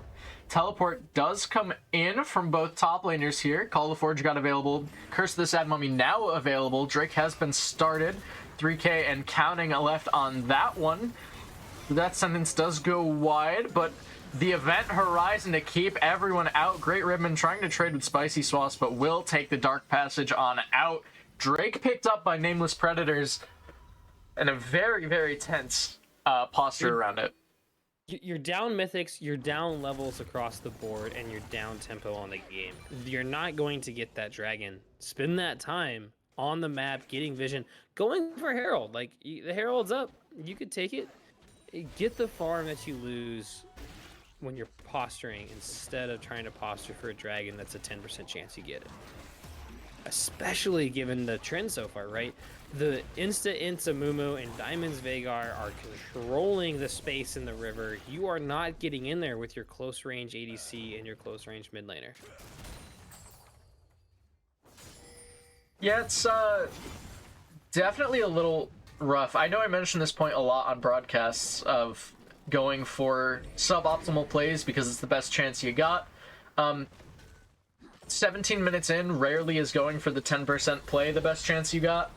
So it definitely seems a little over-eager from Goon Squad Gaming Gamma, but it does result with Nameless Predators taking the top T1. This Ezreal's still really far ahead and making sure that you know it. Foxy, that auto was really funny to watch. Does have the shield bow, True Shot Barrage. Foxy's gonna fall. Flash from Spicy Sauce to secure that one. Yeah, this Ezreal's big.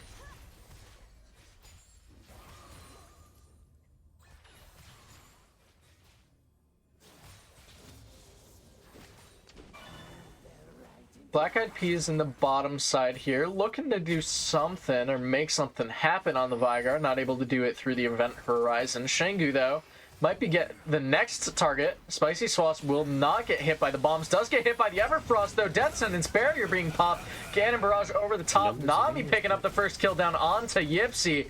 And Spicy Sauce Arcane shifts forward. The Mad Lad doesn't care. Doing a ton of work. Instant is going to get condemned up against the wall. True Shot Barrage over the top does end up missing. Bandage toss onto Foxy. Instant going to be taking low. Curse the Sad Mummy cleanse, but it doesn't matter. Spicy Sauce doing work. Subjugate not meaning a ton either. And this Ezreal's taking over the game. Oh. And all along the way, oh, there's Shangu with the ultimate. Yeah. Thought he would die to the red buff, does not quite end up doing so. Tidal Wave, just because, sure. So all along the way in this game, excuse me, all on the way in this game. Veigar is still picking up kills, still maintaining a 40 farm lead over his counterpart Zillion. Like, if the Ezreal wasn't scary enough, right? Ezreal, a relatively late game scaling character.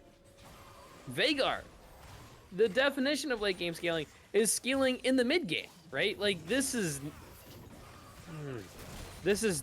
tough. This is looking like game 3 material here from Nameless.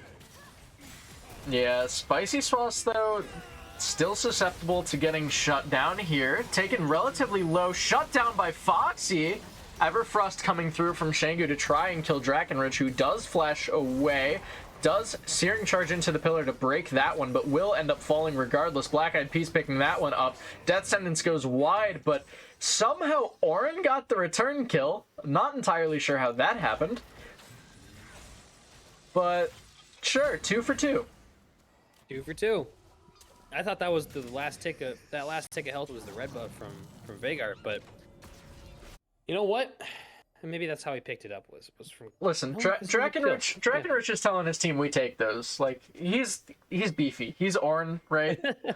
Guys, give me gold. He's cool with it. So we have 50 seconds on Dragon, but I'm not sure how much the Nameless care about this Dragon. Their vision, no, they don't. Apparently. Their vision control is in the top side of the map. They're already postured up there, and they have so much damage from Veigar and Ezreal to be able to shred this Baron. GSG has no other option but to contest. Cannon Barrage is available. Great Ribbon should know this is happening. Teleport coming in from Shangu on the bot side as well. And it looks like the Death Sentence down, but the 3-man curse of the sad mommy instant putting in work in the backside. GP doing a ton of damage, but it is not enough. 5 for 0 in favor of Nameless. Instant, that was incredible. That coordination and timing to overlap all of that CC and box in the squad from GSG into that corridor. GSG cannot fight at range, they cannot fight in the corridor, and they cannot fight in the open. This is Nameless's game to take to the bank today. Oh my lord. Yeah, the Death Sentence initially landing onto Spicy Sauce looked concerning. He Arcane Shift buffers it, Thresh tries to take it, and then Nami just Tidal Wave to cancel that. Amumu jumping in with the Bandage Toss, getting the ult down, getting the Cloud Drake, turrets all going to the side of Nameless Predators. Event Horizon, Trundle's dead.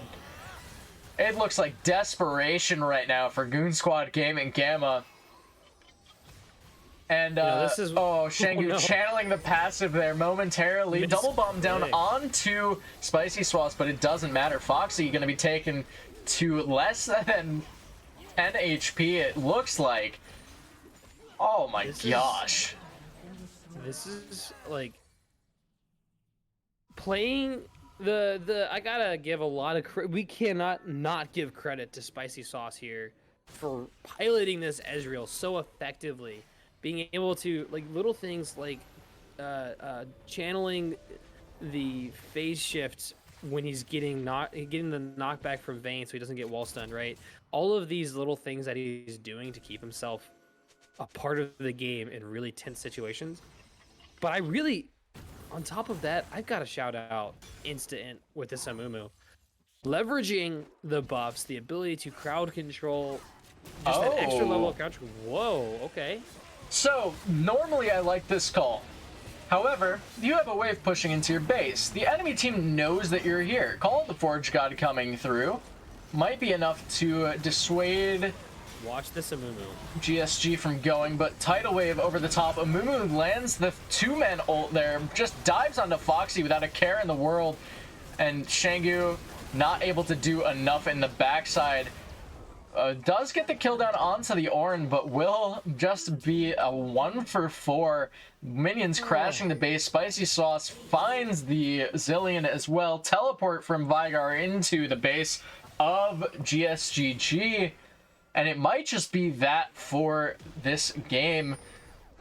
2 seconds on DFC, and it actually looks like they're only committing to 2 turrets, maybe. Foxy is up in 3 seconds. Baron started up here by Nameless. Mage autos. Get another one in there. Okay. Yeah, the I Nexus guess turret that's the safer play. staying alive. Foxy and Yipsy able to defend that, but the Baron does end up falling now in favor of Nameless Predators. A very dominant game right now from them, sitting at around 15,000 gold in the lead. This is all snowballing from those early dragon fights where Amumu was able to just navigate the entire team fight and crowd control everyone, setting them up to get shredded by the Ezreal damage, who got rolling very early off of a very favorable laning phase and some early kills. And now, like, you got the Ezreal and you got the Amumu that's doing all of this work. Ornn and Nami's assist with the setup. Build it on Morgana. So and the late game insurance from Veigar. Oh, Detson down onto the Ezreal, though. He's going to burn the barrier and the flash to get away. Spicy Swass, yeah, he's not a threat. Our flash coming in from instant as well. Call the Forge God down onto Fox. He gets knocked up, hit by the bubble, and will be taken down. Double kill for Diamond on the Veigar. Spicy Swass jumping forward, but the Nexus is being focused. The Nexus is being hit. We're going to game 3. There we go. There we go. Took a second. What an incredible showing across the board. Everyone on the side of Nameless, ending with a bounty. Massive shout out to Instant for setting up his team and his carries to just roll through that game on the Veigar and the Ezreal. I told you it was a 26-minute or 46-minute game, or I said 25, but you get me. Oh, I was going to mention the same thing. You mentioned in the pregame, this game will either end really fast or really slow. And it looks like Nameless Predators wanted it to end fast. They did so. Very commanding victory here. Just under 16,000 gold ahead. Man, that Ezreal, I will take back my point from the draft. He made me eat my words. Very, very me too, strong performance. Man. I'm right there with you. Like, Spicy Sauce must have just been like, he could just feel it, right? He's like, I'm first picking Ezreal on blue side, and I'm gonna tear it up. Yeah, I'm just gonna tear it up. That was incredible. I think a lot of it can fall back to just how the lane was played. A little over aggressive from the side of Goon Squad Gaming's bot lane, I believe. It felt a little too forced. They kept looking for aggressive trades and then losing out as a result, not really respecting the damage that Nami and Ezreal were able to put out, and a lot of that snowballing seemed to come from that angle. And also just trying to play Trundle against Ezreal Nami is not fun. It's rough, for sure. Instant also putting in work with the Amumu, like, a very strong showing from all 5 members of Nameless this time around, as opposed to last game where it was just very back and forth from all 10 players. I'm going to call out one thing that GSG did not do in their draft this time. Last game, was it last? Oh, wait, no, I lied. This was the Nameless. Nameless had the draft that I was talking about last time.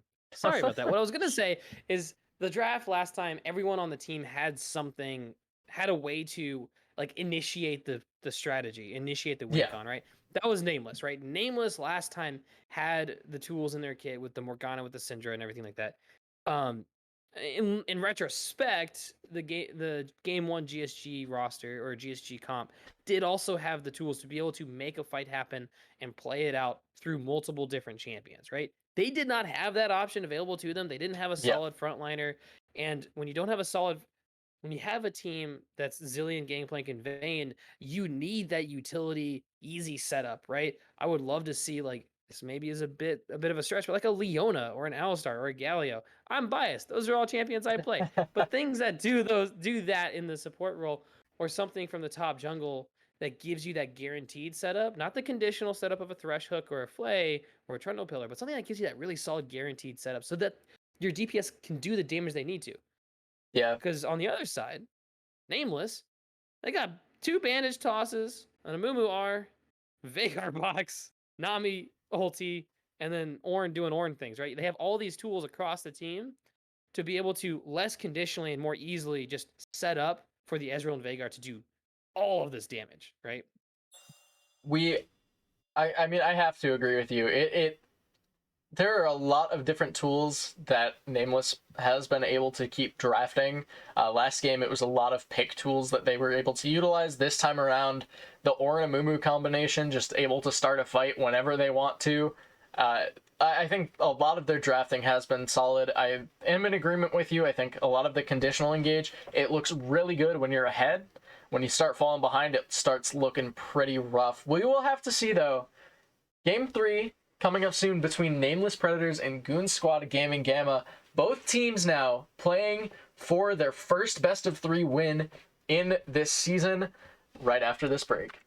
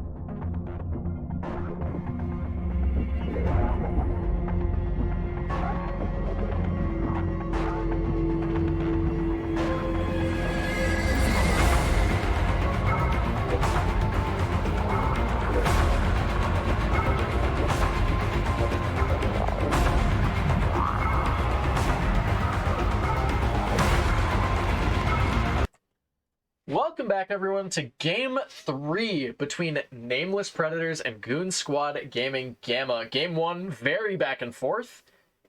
GSGG taking the win in a very nail-biting game. Game 2, Nameless saying, nah, we're having none of that. Completely dumpstering the game. 16k gold lead at the end of it. Very strong showing from them.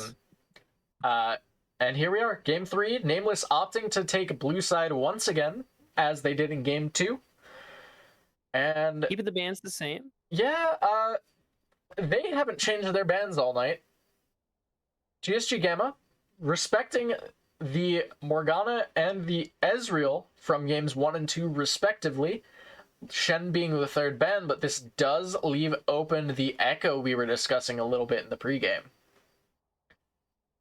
Oh my. Yeah, that's a good call. The Amumu was critical for the Nameless's success, giving them the option both as a pretty high damage tank, high utility with the bandage toss changes, and obviously the highly impactful ultimate. Tristana picked up on the other side. I like the Poppy. I like the Tristana. This is what they need. I'm there for it. I'm there for it. You got setup, you got durability, you got some good lane dominance, at least that you can, depending on the matchups, you can achieve lane dominance with both of these champions. I'm assuming that's a top lane Poppy. Could be Poppy support. Or I'm also jungle. there for that. It does exist as a jungler. Ashe, Lulu gonna be... Oh, jeez. They locked in Lulu. I'm so excited. I'm so excited. I hate Lulu. Yeah, I just... If that champ could be, like, permanently disabled, I'd be cool with that. I just dislike the champion. Not fun to play against. Pyke might be the answer, though. I actually kind of am okay with this. It feels a little bad with the wild growth and the interactions with the health threshold and that, but Alistar, ooh, it's rough. I went from sad to glad, man. I am here. Give me that cowbell. Let's go. This Goon Squad champ select so far has me very excited. That's not to say the Nameless champ select is not exciting. I don't like the Lulu pick, but I do think it's a good draft so far. They've got utility. They got all the setup they need. Now do they pull in damage from the top and mid? I wonder if they're going to set up for a really hard carry out of the mid lane. They've given the mid lane on Nameless. I see that Veigar ban. That's another adaptation. That's interesting. But the Nameless have not necessarily given a lot of like all the weight has been on the ADC, right? Yeah. On Spicy. With an Ashe pick, you can go off. You can pop off, right? That's a strong pick. That can do a lot of work. But it's not traditionally a high damage champion, right? For the first time this series, Nameless is switching up their bans. Orianna instead of Urgot. So Urgot's still available for Great Ribbon, I'd assume. Strong performance on Orianna in game 1. So that's a pretty good takeaway. Both of these mid laners can test the control mages in the mid lane. Oh my. All right. Swain. I'm not sure where this is landing because technically it is super strong. No, it's actually a very strong lane with Alistar. Could be an AD carry pick. Could be a mid pick. Could be a top pick. I love the flexibility this provides. And Syndra now going to be the blind, quote-unquote, for the mid laner. I'm assuming it's Tristana AD carry, right? But you can see her mid, you can see her top. And to clarify as well, just to go back to a prior point, Lulu's a great pick here. I just hate the champ. Like, there's nothing wrong with Lulu in the draft. I just... Not fun to play against. We'll see. I'm assuming this is a top lane pick. Poppy as well will do pretty well against the Amumu specifically. Can get the steadfast presence on the bandage toss. Scion, though, for the top lane. So we'll have to see where things land. Have their strategy. Tank top, tank jungle, control mage mid, and then just a chill-ass bot lane. Pardon my language. I'm on the ZGG stream. I should watch my language. But just a chill stream, right? Or a chill bot lane. I'm losing my words now. Ari, there it is. Do they do it? Do they lock it in? They lock it in. What is this comp? So, Ari mid, for sure. Poppy jungle, for sure. We don't know if it's Swain top or Poppy top, or sorry, Tristana top. I'm hoping to see Swain Alistar bot. Oh my goodness. There has been nothing short of exciting drafts, to be completely honest. Every draft on both sides, all three games, have been interesting, right? I'm a big fan of Nameless's draft. It has a way to play the game. Again, they are drafting a lot of options. Everyone but Lulu can really, and even then Lulu can too, set up the team to do what they want to do, which is team fight and then some picks, right? You've got a Mumu and Ash for the picks, Syndra for the picks, everything else team fight. I'm interested to see how the damage comes out, right? Like, um, Lulu will buff and provide that utility for Ash, but with Ash Syndra, do they have enough damage to work through the Swain Alistar Poppy, right? Those are some pretty beefy frontliners that you can get. On the other side, Swain Alistar bot, Tristana top into Scion? I don't know. That could be really cool. I'd love to see that, personally. I'm interested. I'm literally scouring Foxy's match history right now. I'm not seeing too much Swain, unfortunately, but yeah, all right. It's locked in top. It's to be expected. They can swap it still, but what was it, 20 seconds? Yeah. I got in trouble. Almost got in trouble for this once. That doesn't surprise me, 20. knowing you. We had Morgana support Galio mid. Yeah, wait, why? We swapped that. Don't play Morgana mid. I love Morgana mid. Don't play Morgana mid. We did play Morgana mid. So, and you know what? It's so bad. This was almost a year ago. Listen, to anyone watching this is just me and Tex flaming each other at this point. That's where we're at on the cast. It's I actually, all right, I need to think about this a little more. Tex, can you break down some of these matchups for me? I think the easiest one to look at is probably the mid lane before we get into where Swain Trist are landing. Yeah, mid lane's pretty standard. Like, obviously it's not as standard as Syndra or Orianna, right? But when I think about this lane, the Ivern hover, of course. The Foxy special, Ivern 80 carry. Special. So I think Ahri has more kill pressure early, right? She has just more built-in damage early, and I think both of them are really looking to get out of the laning phase and play with their junglers, right? It's less the 1v1 and more the 2v2. What is a Mumu and what is Poppy going to do to affect the Syndra Ahri matchup? Both have strengths, level 6, pretty, in my opinion, pretty bigly favored on that's a good word. Pretty largely favored for Syndra, depending on the execution, right? There's a lot of skill. If Ahri can get out of the way of the stun and avoid the damage and the setup that comes from that, great.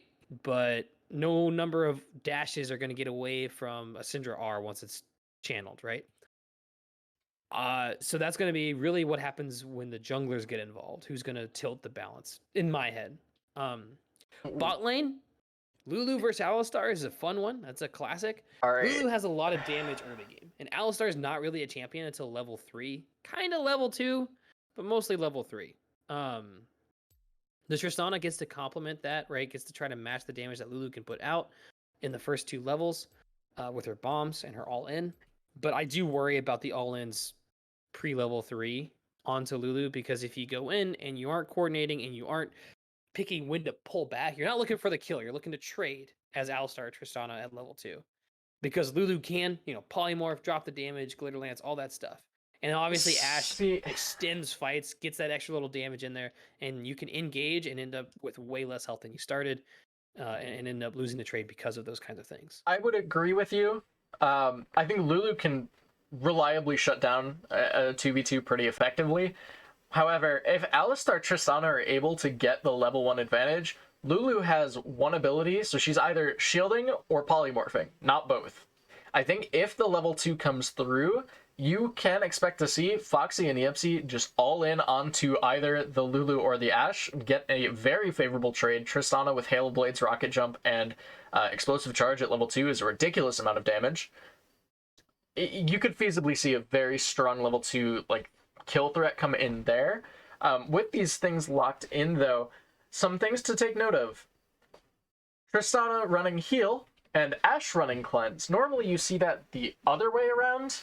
I don't know. I value cleanse against Ash. I think it's super strong against that arrow, but we'll have to see. Anything else you want to take note of before we toss it to a short break here, Tex? Still looking at that Swain, and I know it's not Tristana top, but I'm excited, man. This is gonna be fun. I think there's a lot of skill matchup in that top lane, right? So Sion and Swain are both. They have some contextual CC, right? I say contextual because it requires you to line up a skill shot. It's not like a old Tarek stun where it's point and click or Leona stun, right? I miss those days. But I'm excited for the skill matchups, right? Because there's a mind game, right? Sion starts channeling Q, and Swain has to make the decision: do I try to move away, or do I take that extra split second, cast my E, and see if I can land it, get the pull to interrupt it before he channels the stun?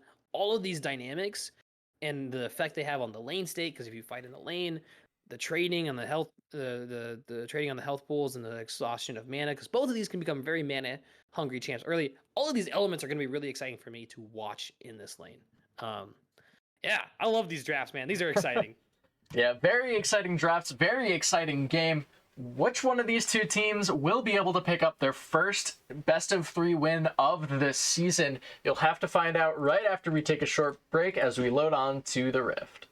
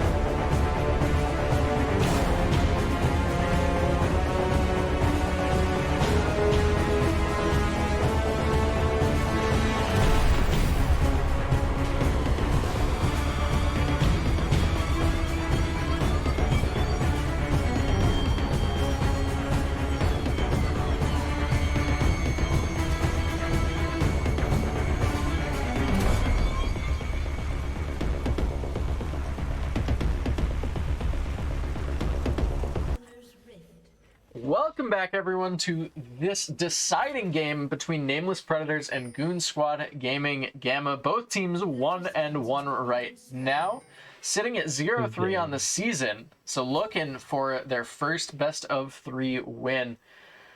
Tex pointed out to me as well, someone, totally not me, messed up the drafter. So the team names were wrong on there. They are correct in this. So Nameless Predators on the blue side and Goon Squad Gaming Gamma on the red.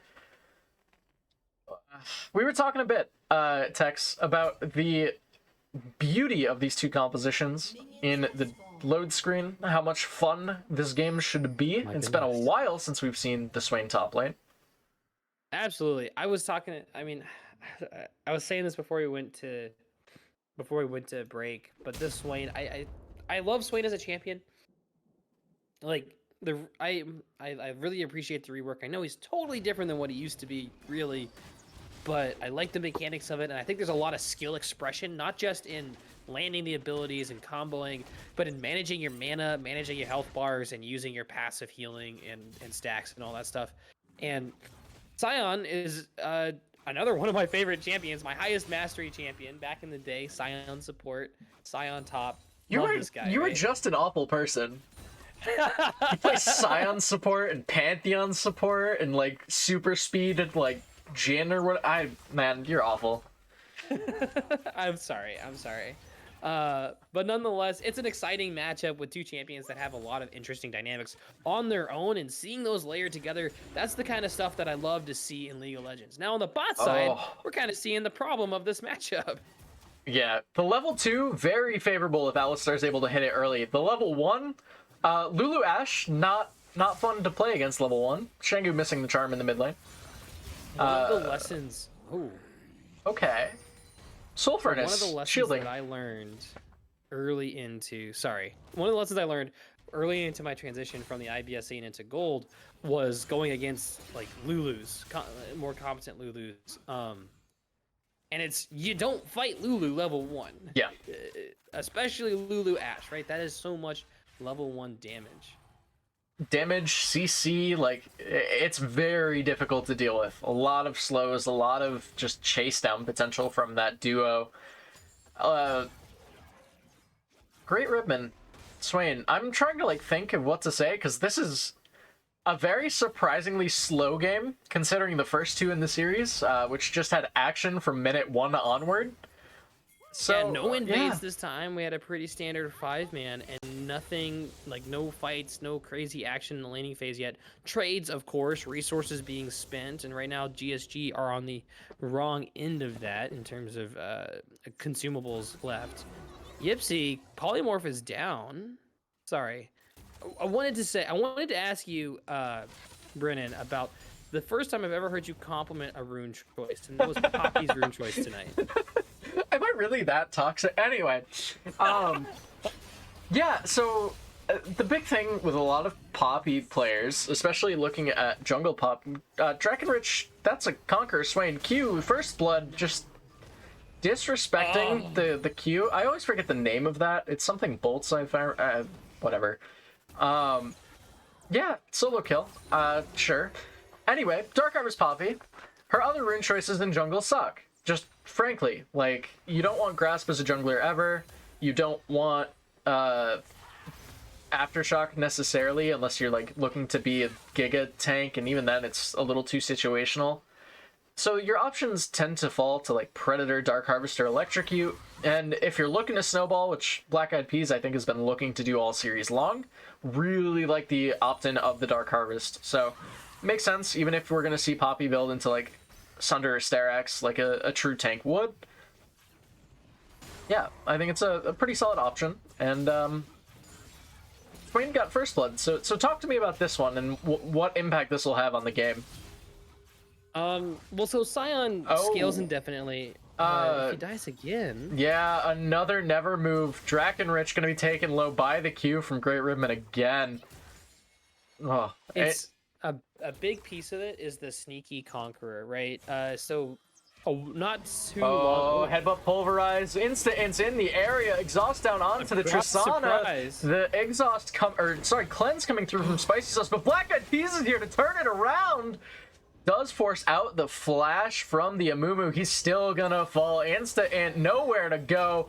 Insta dead. Black Eyed Peas, though, having to run away, trying to run away from the Ashe. A great charge coming through. Yipsy actually playing that very well. And staying alive. What? Spicy Sauce making a mistake. Something we didn't think would happen from the last game. Poppy flashing forward, though. What happened there? Oh my god! No way! No! I'm at a loss for words. Tex, I need you to talk to me about what just happened. So I think Spicy Sauce. So one auto away from killing Yipsy, right? And he autoed Foxy instead. I think he was auto clicking or attack moving and not like clicking on the champion. So I think that's my best guess. The rest of that was just everyone was just feeling it, right? There was 100 health left. I will flash into 2 of them. I'm fine. I'm Tank Poppy, but I'm not Tank Poppy because I don't have anything yet. And then I don't know. I don't have a good answer beyond what I've said so far. Know thy damage, I guess. Know thy damage. You heard it here.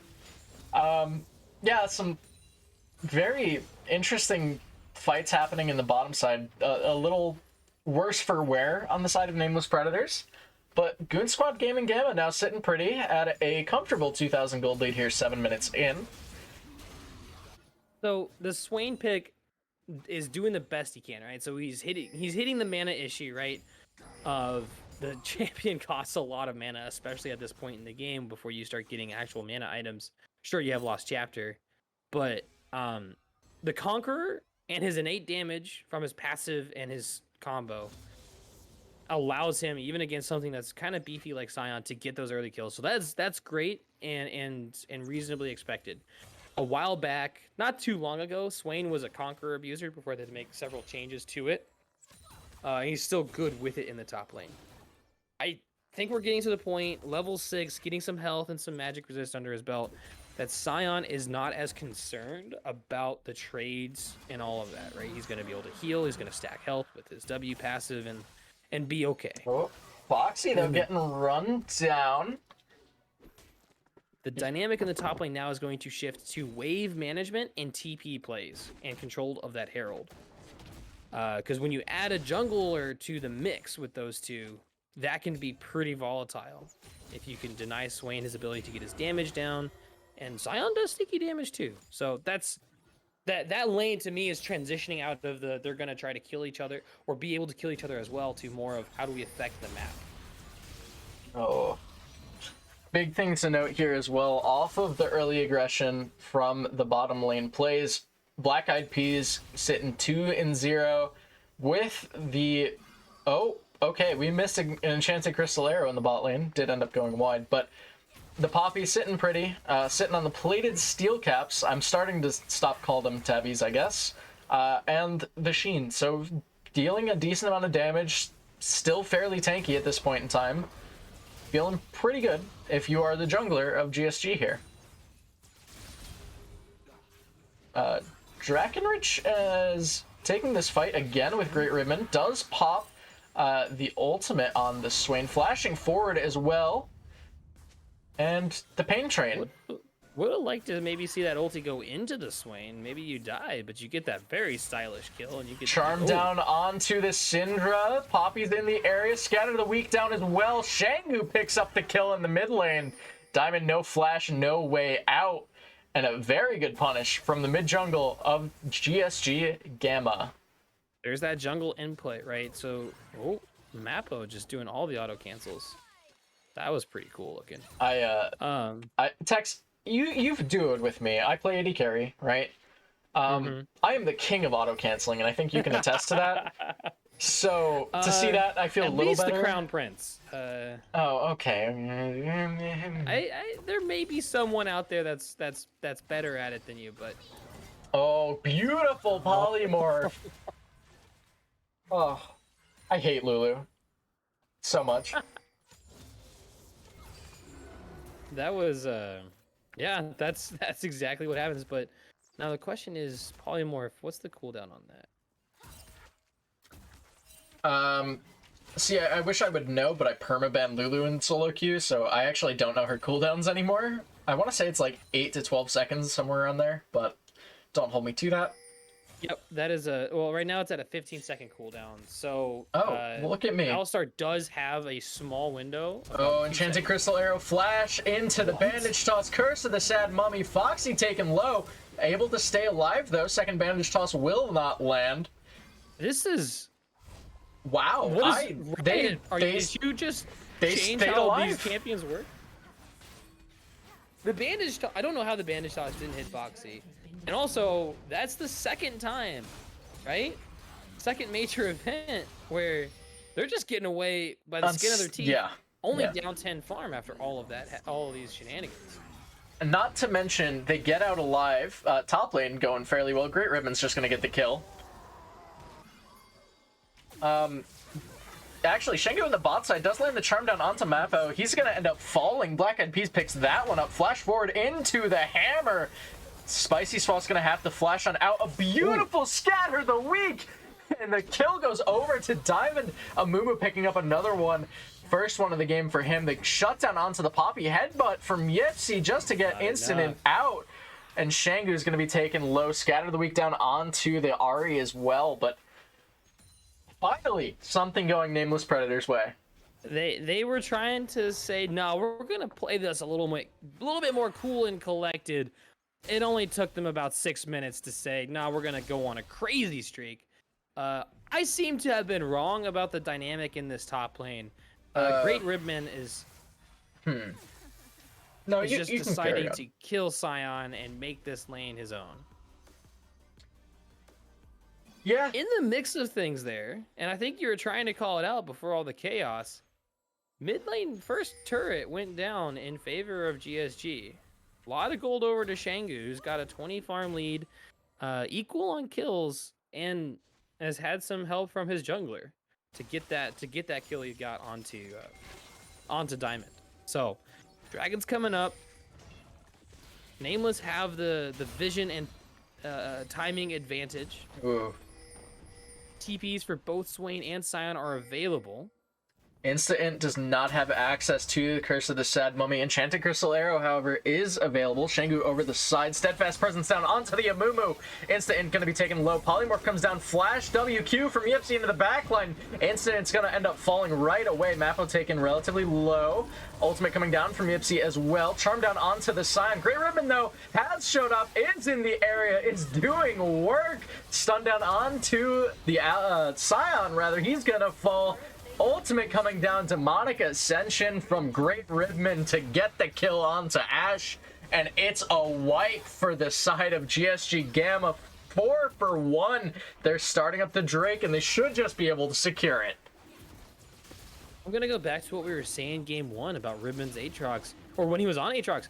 GSG has found their carry player. They gave him Gangplank last time, and he tried his best. He was having some success. I think the comp didn't necessarily serve that pick the way it needed to. But in this game, they've got the setup. I mean, Great Ribman on the Swain has dominated the laning phase like he's done the last 2 games. Oh, Yipsy, though. WQ onto the Amumu, getting a little greedy for some chickens. Curse of the Sad Mummy just to try and get away. No rocket jump available. Black Eyed Peas in the area. Heroic charge down, Insta-Int, gonna be taken low, gonna probably be taken down, headbutt pulverize on top of it, and he will fall. Yipsy picking up that one. Yeah, Yipsy, I see you trying your best to give the kill over, but that was the right choice. Just get that punch in, take the kill, and move on. Move on. Yep. Anyways, I didn't want to set you up for that one, but I was just cow move. That was the joke. I don't think that way, but sometimes I need that help. A little bit of miscommunication here. Yeah, Black Eyed Peas just ganking top. Drakenrich not having access to the ult, not having access to much. Decimating Smash will not be a smash of any capacity. Never move for the kill. Great Ribman popping the stopwatch might actually be the nail. Nope, never mind. Demonic Ascension. Okay. Oh, Enchanted Crystal Arrow, Insta-Int with the bandage toss, though. Headbutt pulverized down as well. Insta-Int's gonna fall. Spicy Sauce is gonna fall too. 2 for 0 in the 2v2. This is the thing that we like to see from Swain. Man. Oh, what do you mean Swain? Yipsy with a beautiful roam and a beautiful read on the play showing up. If he's not there, Swain dies every time. Of course. 100%. That is fantastic coordination from the side of GSG. Yipsy making the moves, getting across the map, right? But just the composure to know I'm going to live through this with the Yipsy CC and the ability to get the heals on the passive from the W and the Q and all this other stuff, right? Like, just fantastic play from both Great Ribman and Yipsy here. This is a different team from game 2. Oh, Scout of the Week and the Charm both landing down in the bot side here, but the Everfrost to secure the Spirit Orb damage. Orb of Deception damage, because, Ahri is a deceiver. Spirit Rush forward and just dies. Shut down. Just took turret damage and died to the Syndrar. Not so much, I think, to say there. Got the turret, though. Playing aggressive, getting those macro objectives. Syndra doing a good job of knowing their damage. Now, I want to see curious build path from Scion right now. Oh, Black Eyed Peas flash to the charge in as well, and gets polymorph. Lulu, ladies and gentlemen. That's good to keep the team from getting one off picked, but you do have both the Swain CC, the Poppy CC, and the Moo Cow CC coming in, right? So there is not, can't rely on just that one ability to deny the engages, but it's proving very successful in getting those picks. Oh, the ultimate coming down from Ashe as well. Demonic Ascension being popped does get the charm down onto the smash from the Scion. Never move as well. Cannot cast the unstoppable onslaught. Charmed out of the minions even. Very big turn from the side of Goon Squad Gaming. And a very decisive game right now from them. 7K in the lead. Oh my. Dragon up in a minute there, pushing into the jungle, getting vision, dropping Herald to take this. That's exactly what you needed to do. Set up this vision, get the waves pushing in. You've got advantage. Get the tower. Okay. Yeah. And then get that charge, fall back, clear vision, take the dragon. Oh, and they actually pop the Poppy ultimate as well to try and secure the turret. Does not end up falling. Yipsy playing a little far forward here. Drakenrich is going to get charmed once again. Everfrost comes down, loses about a quarter of his health bar. Vision of Empire doing a decent chunk of damage on the swing. I think that Everfrost was maybe more of a, oh shit, that's a Scion, I need to get out of here kind of Everfrost. Yeah, for sure. But Drake spawning here in 4 seconds. So, and it looks like GSG Gamma learning from their mistake from game 1, not resetting their whole team before the neutral spawns. Really like that. Yeah. I'm curious. So I'm thinking about this a little bit, right? So the win condition for the Nameless has so far been spicy swass, right? Yeah. The guy's playing out of his mind on these champions, at least for Jhin and Ezreal. Has not had, it seems, the opportunities that he had in game 2, especially, and in game 1, to get ahead and make things happen. Sure, 10 gold lead, but none of the same crazy kills, none of the same crazy action around these team fights and Dragon and stuff. What's the difference in your eyes this game? I think a lot of it comes down to the fact that these Enchanted Crystal arrows really have not been hitting the mark. The few that have hit have been on like Swain, Poppy, Alistar, people who really don't care about getting CC'd for 2 seconds by an Ashe arrow.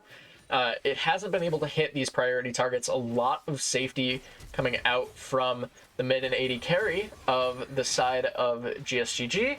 Flash being burned by Yipsy though, because Frost Shot is a really fun passive. Bandage Toss onto Great Ribman just to try and get out for insta-int, getting stunned up against the wall, having to flash. Ashe Arrow coming down though, and Demonic Ascension is popped.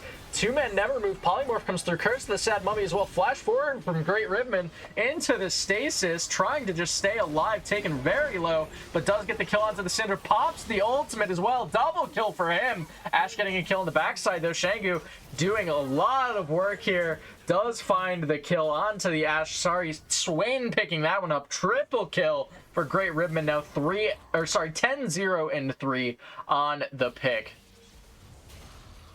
I'm gonna say I'm not the biggest fan of the grasp pick either on Scion into a ranged top laner. You're not getting that off, and your goal is not to win the lane. Your goal is to be a CC tank. So I think that's not necessarily setting you up for a lot of success. That is not the reason that the game is going the way it's going. I just saw that in the moment. But to go back to the difference between this game and the previous two for Spicy Sauce, I think I have to agree with your take. I also want to call out that there's a lot more.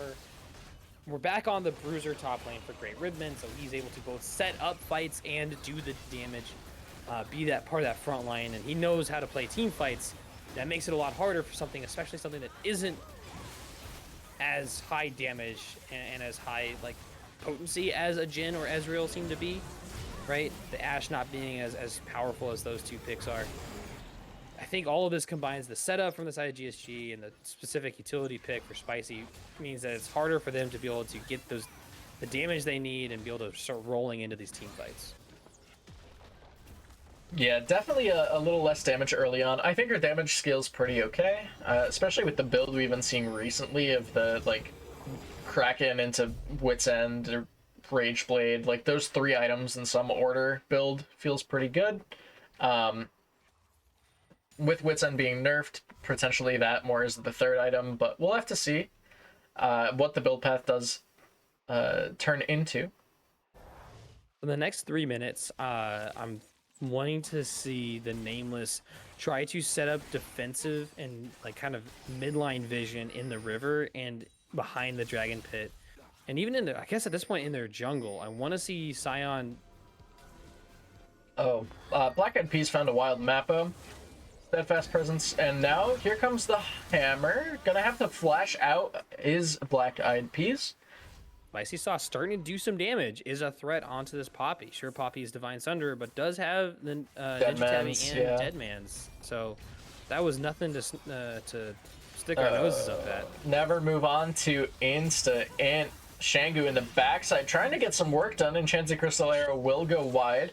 And that just goes back to the Ahri. You can't lock this champ down. Shangu just skirting around danger at every corner. Shangu seems to really like to charm the Scion here. But you know what? It's still pulling out the Enchanted Crystal Arrow. And oh my gosh. Steadfast presence. Black Eyed Peas playing that beautifully, dancing around the corpse of the turret, making sure Scion would not hit the unstoppable onslaught. And Spicy Sauce taken relatively low here. Lulu coming out over the top. Great Ribbon, though, trying to find his way into the backside, staying alive in the meantime, distracting 4 people from the side of Nameless Predators. Inhibitor will fall in the bottom lane, probably rotate that into the mid lane, and follow suit with a Dragon Soul shortly after. GSG have just kind of quietly, or maybe not so quietly, shattered the base of the Nameless at 24 minutes. They're on Dragon. They have first Baron, and they're getting Dragon Soul at 25 minutes. This is the commanding lead. They're roaming and moving together. This is what they need to be doing, right? They're a team fight comp. They want to brawl. They want to skirmish. Foxy and Shangu want to dance around the edge of that fight and just blow up the squishier side of the Nameless. And I say squishier when they have a Scion and a Mumu, but Amumu is just getting shredded this whole series. Yeah. Or this whole series, sorry, this whole... Yeah, last game he was not getting shredded, I promise you that. Last game, that guy was absolutely doing work, but no, this game, it's a different story. Yeah, Goon Squad Gaming Gamma currently sitting about 12k gold ahead right now, 12.2, 12.1, right around that mark. I have to ask you, Tex, if you are the side of GSGG, how do you close this game out? And if you're on Nameless, what are you doing to turn this one back in your favor? I am... Okay, to close this one out, I think it's pretty straightforward. You look for picks, right? You try to make sure that your waves are constantly pushing. You don't need to go crazy, right? You don't need to be forcing the fights. You play around your vision. So you advance your vision line, you keep it up, you deny the vision just outside outside the base of the Nameless. Oh my gosh, Spicy Sauce taken very low. Enchanted Crystal Arrow goes wide once again. Wild Growth to keep him alive. Black Eyed Peas just making Poppy not look balanced right now. And oh my gosh, the vision of Empire from downtown to secure the kill. That right there, the suffocation, both of vision and pressure on the other champions, is what GSG needs to do, and let the minions do the rest of the work. Now, Nameless need to slow the game down, focus on team fighting, don't have Scion off in the side lanes, try to keep your team together, but I don't know if they have the opportunity to move on to Insta and into the heroic charge. He's going to pop the Curse of the Sad Mummy down onto 3. A Decimating Smash onto 3 as well. Syndra's going to do some decent damage to Great Ripman, but triple kill for the Swain even through it all. And that's going to do it. That's the nail in the coffin. GSG Gamma getting their first best of 3 win of the series over, of the season rather, over Nameless Predators. Yeah, Nameless had no opportunity to slow down. GSG just suffocated the last 5 minutes of that game. They got Baron and just rolled it into the victory. right? That was clinical macro play right there. Oh, Keeping the team together, moving together, and managing those waves, making sure they're all crashing at the same time. So no decision that Nameless could make was the good decision. There were right decisions, but none of them would lead you to a way back into the game. There was no way back in at the end there. yeah. And that's nothing. That is just very clinical from the side of GSG. And Great Ribman is my MVP for tonight. Great Ribman and then Spicy Swass, right? Both fantastic performances on the evening. Hard carrying their teams and setting them up for success, especially when given the chance that they needed to have that kind of agency. Even just looking at the damage graphs in that game, Swain, almost 30,000. And then you look over at the side of Nameless, and Syndra and Ashe are the next two highest in the game. Like, they were not slouching on their damage numbers by any stretch. Just, it happens, right? Ribman played out of his mind tonight. Game 1 on that Aatrox looked terrifying to try and lane against. Game 3 on the Swain, same deal. Even the GP turning fights that I thought looked pretty doomed for him and just somehow turning them around. Very impressed with the performance he had tonight for sure. I think they had, like you mentioned at the very top of the cast tonight, both of these teams had a very, very competitive first 3 weeks, and now coming out of week 4, there's a lot. I think they've started to learn what they need to do. Nameless, you gotta lean on your ADC in the bot lane. Give them the tools to succeed. Give them the ability to carry these games and just deal damage, right? Like this guy on this Ezreal was incredible. His Jhin had a couple moments where I'm like, what are you doing? But those were kind of those 50-50s or 55-45s. If they go in your favor, the whole fight wins. The guy is there. He's going to play the game. And on the side of GSG, it's great Ribman, right? Foxy and Yipsy absorb pressure. I loved the Alistar and Tristana. Shangu plays his control mages, is able to make things happen, has good coordination with Black Eyed Peas, but it's really the great Ribman show. Give him the agency.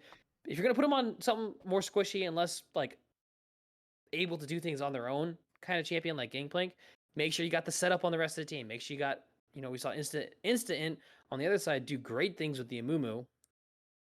Get those. The Alistar was another good choice. Have that set up to support your carry top laner.